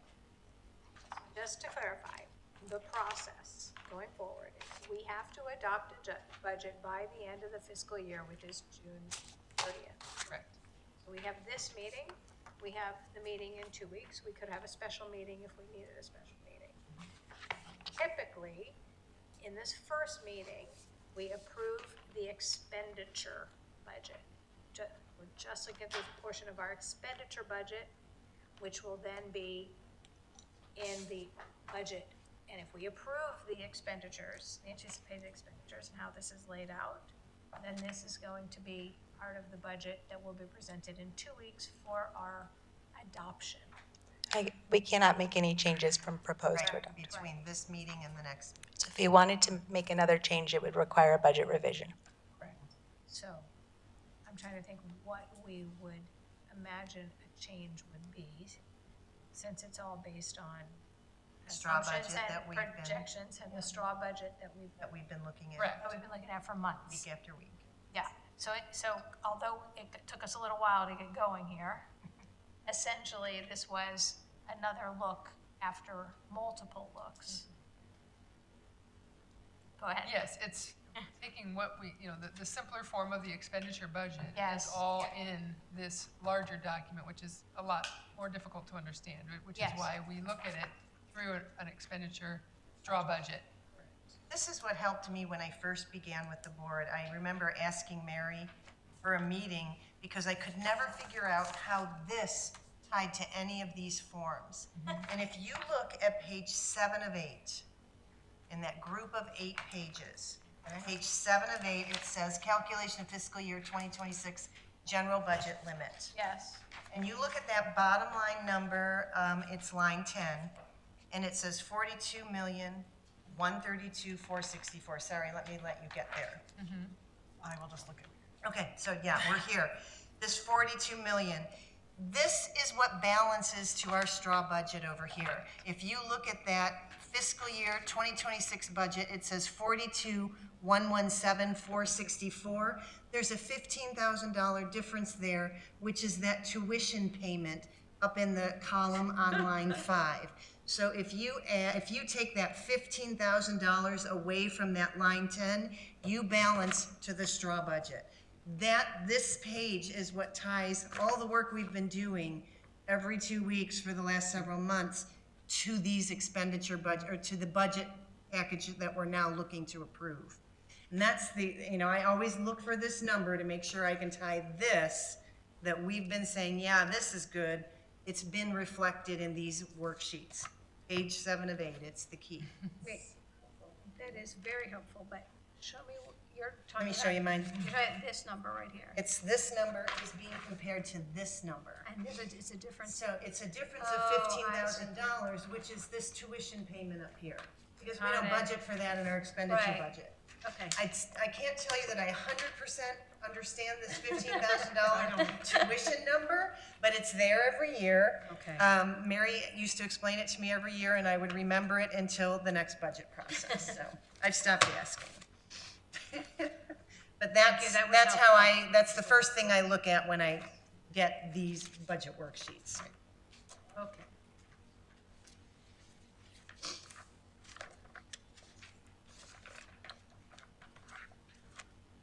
If that makes any sense. Where are we at?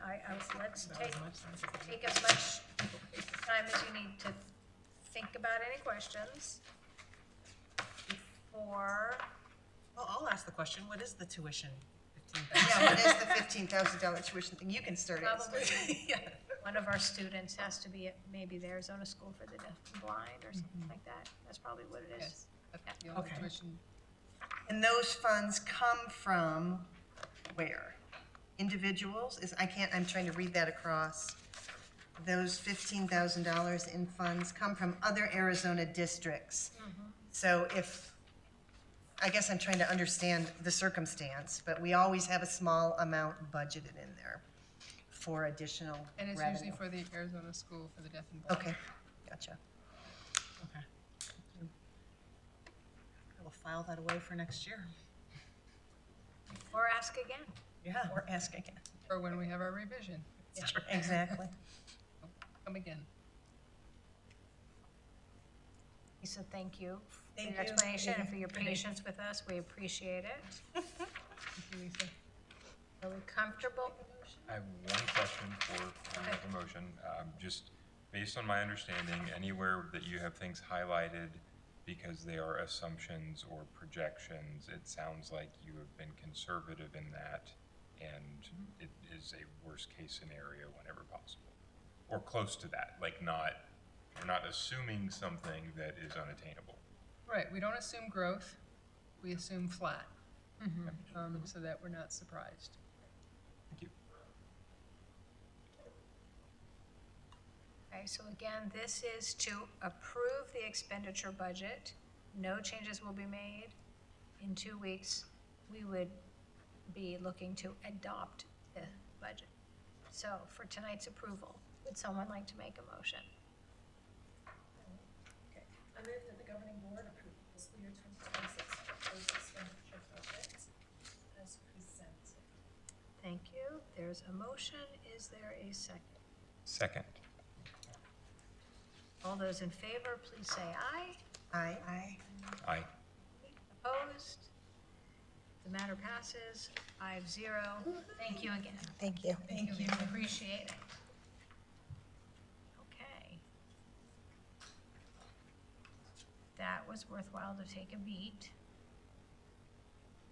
job, Is that on President. the same page? Good job, President Krause. Literally getting on the same page. Yes. Yeah. Our final item under new business this evening is item 7.6, which is approval of the superintendent's performance pay. So to summarize the little bit of background that's in the cover memorandum to this agenda item, the state legislature authorizes up to 20% of the superintendent's total salary to be classified as performance pay, but also gives each school district discretion to vary from that 20%. Since 2011, when the state adopted that statute, this school district has set aside $5,000 as contingent performance pay monies that are available to the superintendent. So we have just gone through our superintendent's performance evaluation, and we have met to discuss, and we're required to do this this summer, by the way, and so this is the time set aside for the board to determine the amount of performance pay that we have set aside for Dr. Bartlett. So I think procedurally what makes the most sense is for someone to make a motion and then follow that with discussion. Let's make a motion. You ready for it? Yes, thank you. I move the governing board approve the 2024-2025 performance pay of the superintendent and the amount of $5,000 as presented. I'd like to take a moment to expand on that, if I may. Denise, you've done a phenomenal job in keeping this board, and in my opinion, in your first year as superintendent. We had very high expectations of you. It was just a short year ago when we were going through the interview process. And all of us agree that you have far exceeded our very high expectations. We're very grateful to you for your hard work in doing so. We're incredibly proud of you and your efforts. I would like to call out specifically, from my perspective, having a just recently graduated senior, the hard work you did in standing up the college counseling program. You made a phenomenal hire in Chris Shea. You put together the vision, you gave him the parameters, and he has absolutely excelled as well, as evidenced by the incredibly high student engagement and parental feedback. I have no doubt that the excellence there is very much due to your vision that you set for him and your willingness to embrace the vision that we as a board set for the college counseling program. So that is just one of many, many, many programs and tangible deliverables of the work that you're doing every single day to ensure our students have a safe, secure environment in which to thrive. So thank you very much for your hard work. I would like to invite my colleagues to share any additional thoughts you may have. I have thoughts. I have thoughts. One of the first things that I saw out of the district that I thought was so meaningful was the listen and learn sessions. Not only the way they were implemented, which was done very professionally and very intentionally, with the goal of gathering input from the community as a whole, but also how that information was handled. The fact that you were so transparent and proactive in communicating what was learned, and that those learnings have directly led to action steps. I just think that entire process was very commendable and really demonstrates the degree to which our district is engaged with the community at large. And I want to thank you for implementing that and seeing that through. Okay. I'm going to take a slightly different tact and say a few things have struck me.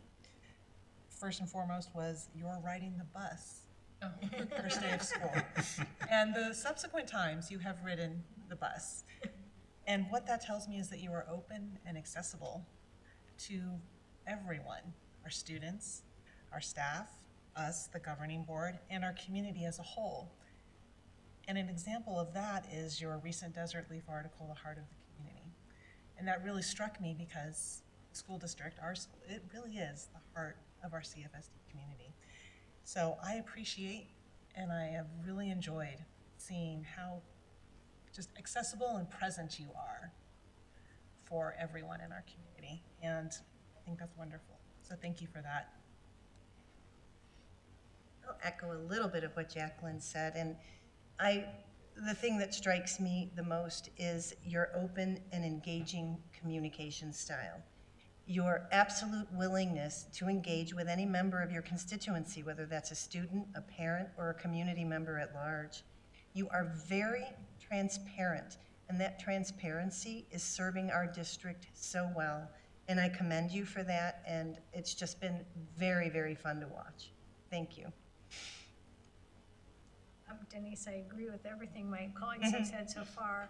I also want to call out something that was on your plate unexpectedly and in the very beginning of your tenure, which was the security issue that occurred at Orange Grove, which was very challenging and very serious on many levels. And you responded to that both in the moment that it was occurring very calmly and capably, but then you also took that very quickly and turned it into a learning experience and an action item.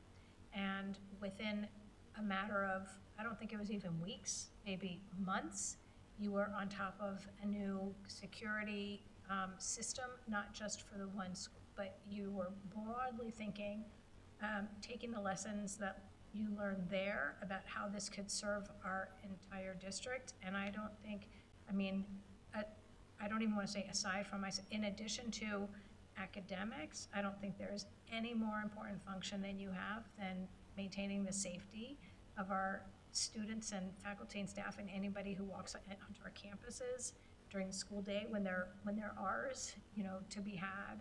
And by doing what you did, you know, I think actually all of these examples are examples of your ability to think strategically and collaboratively, but you are also decisive.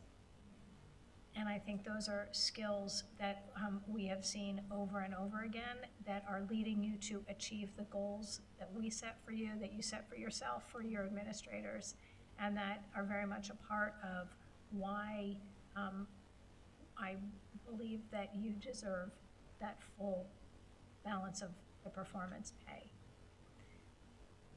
So somebody needs to second that motion. Not a motion, but we I think we've second. fifth it, but I'll second it formally. Amy needs it on the record. So that was a motion by Gina, a second by Eileen. All those in favor, please say aye. Aye. Aye. No opposed. Matter passes 5-0. I just want to say thank you. I'm honored for the recognition. I don't hear those things very well. I don't take those things very well. And I'm doing my job, right? But it was not me. This was a team effort. I have a fabulous team, Mindy and Cheryl and all of the administrators who are doing the day-to-day work and the teachers in the classroom doing the day-to-day work of realizing the vision that we've set and the goals that we've set. And we are all focused on the goals and continuing that mission. So thank you. We are committed to the goals and we will continue working towards them. Thank you so much. With that, would anybody like to I think we do actually have something to discuss. Arizona legislative activity and governmental activity, which is 8.1. You mentioned some money is not coming to us. Yes. Well, What is that? yeah, What is so that about? we were notified that 60%, we were only gonna get 60% of our next payment for our programs, right? So thankfully, for us, that, you know, we normally get about 1.4 million per month from the state. So 60% of that is gonna be about 840,000. So we're gonna be short. However, luckily for us, we have cash in both DAA and M&O that will carry us so that we can do our payroll and pay the vendors. So now, we fully anticipate getting the rest of the funding. Are they, If we don't, then there's a different. What's the reason for it? I'm sorry, I'm just not up on it. Actually, I'm not even totally sure, but the state is holding back some of the money because of the federal government is holding back some of the money. So, you know, it's trickling down. Okay. So the Department of Education is holding money, and we know that it's Are they holding money from charters as well, or ESAs charters, yes, as but well? not ESAs. Not ESAs. No, ESAs will get full payment. How long do they expect this to last? Well, they're Delay. expecting, yes. The delay. Yeah, how long are they expecting the delay to last? We should be, by August, we should have full payments. Okay. And back. And back payment. And back payments, yes. so to that end, is there a mechanism or, I hate to use the word contractual requirement, but like some sort of mechanism in place to ensure that they will No. do the back, okay. Are there any means that we can delay to safeguard our cash funds? Well, these are, you know, this is, in these months, we're just doing payroll and vendors. I mean. Right. Are there any vendor have- payments that can be delayed I'd have to check in on that. and maximize the terms of contract? So, Mhm. you know, if it's not within 60 days, don't pay 30 Right. days, for example, you know, those sorts of terms. You can check on that. I I don't think have it that off would the be top, yeah, wise, I don't have it off the top. just to try to hold back as much cash as possible if the delay goes longer, or if back payment does not come through. You know, we went to uphold contractual agreements, I'm not trying to imply otherwise. Sure. I'm just suggesting pushing out What we can, as far as possible. So this is every public school district and charter school. correct. What are school districts going to do that don't have cash reserves? Correct. Vendors aren't gonna get paid. Hopefully they'll be able to pay their employees, Right, but and that's just it, payroll and vendors will not get paid, and they will, So, there's been a lot of talk about districts that have been unable to, receivership. right, so, there will be districts who are in trouble. There will be yes, districts. and Oh, so this is absolutely they a will. problem of not the districts making, this is a problem of the states making in this example. Well, really, the feds. The feds, But the state is making choices as well. correct, and there's Yes. proposed legislation to our 8.1 to Right. penalize school districts and school district governing boards that go into receivership. Right. Well, again, I mean, it sounds like another reason to be grateful for the financial stewardship of the district and Support of our community. support of our community. Good fiscal planning, so we have contingency. And that DAA that we hold, we don't transfer all of that DAA, we try to maintain that DAA where we can, so that we do have Outside of reserves. bonds, can districts borrow money? No, just Well, bonding is our only mechanism. Like, we can't go to the bank and get a loan. Okay. I didn't think so. Well, what do we use as security? Yeah, High school. that's true, everything's. Our auditorium. well, and, The kids. well, and they set what we can spend, right, our Yeah. aggregate Yes. expenditure limit. Yes, So they they set our They limit. set that, we can't go above that either. But if we're not getting the money, that's where you were coming from, Yeah. right? Yeah, right. If you got the money from another, and then obviously you'd pay off the loan if exactly. the money ever came, but. Oh, my gosh. Okay, well, let's hope we don't have to do that.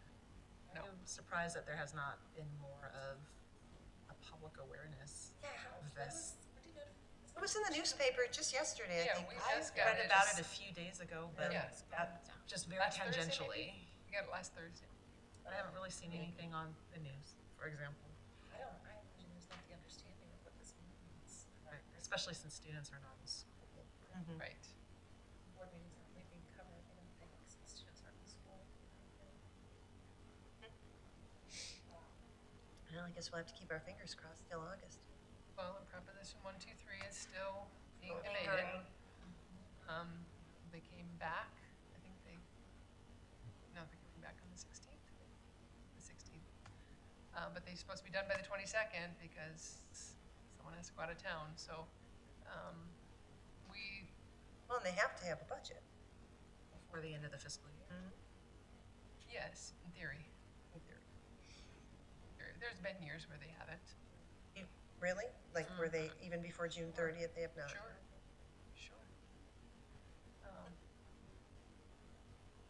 I think they will, and they know that they can't combine 1, 2, 3 and the constitutional protections for ESAs, because it's we are a single measure Right, that's right. state, thank goodness. Single topic. So they can't do that, but they're still trying to, find ways to do that. Yep. That in the Constitution.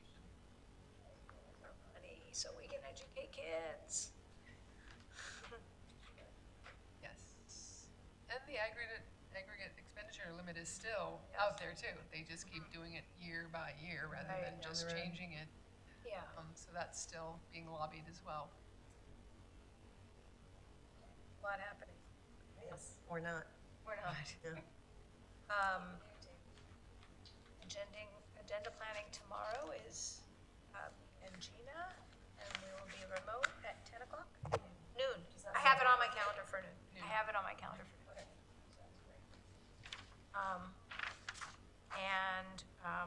Our agenda held as a placeholder for our executive session if it needed to be continued, but we concluded our business in the first executive session and this first. 4.5 hours. Yes. Which takes us to a motion to adjourn. Move that we adjourn. Is there, Thank you. Is there a second? I like how you leaned in. I want to make sure that I am heard. There's been a motion to adjourn. All those in favor of adjourning, please say aye. Aye. Opposed? Motion carries 5-0. Our meeting is adjourned. Yay. Oh, good meeting. Yeah. Very good meeting.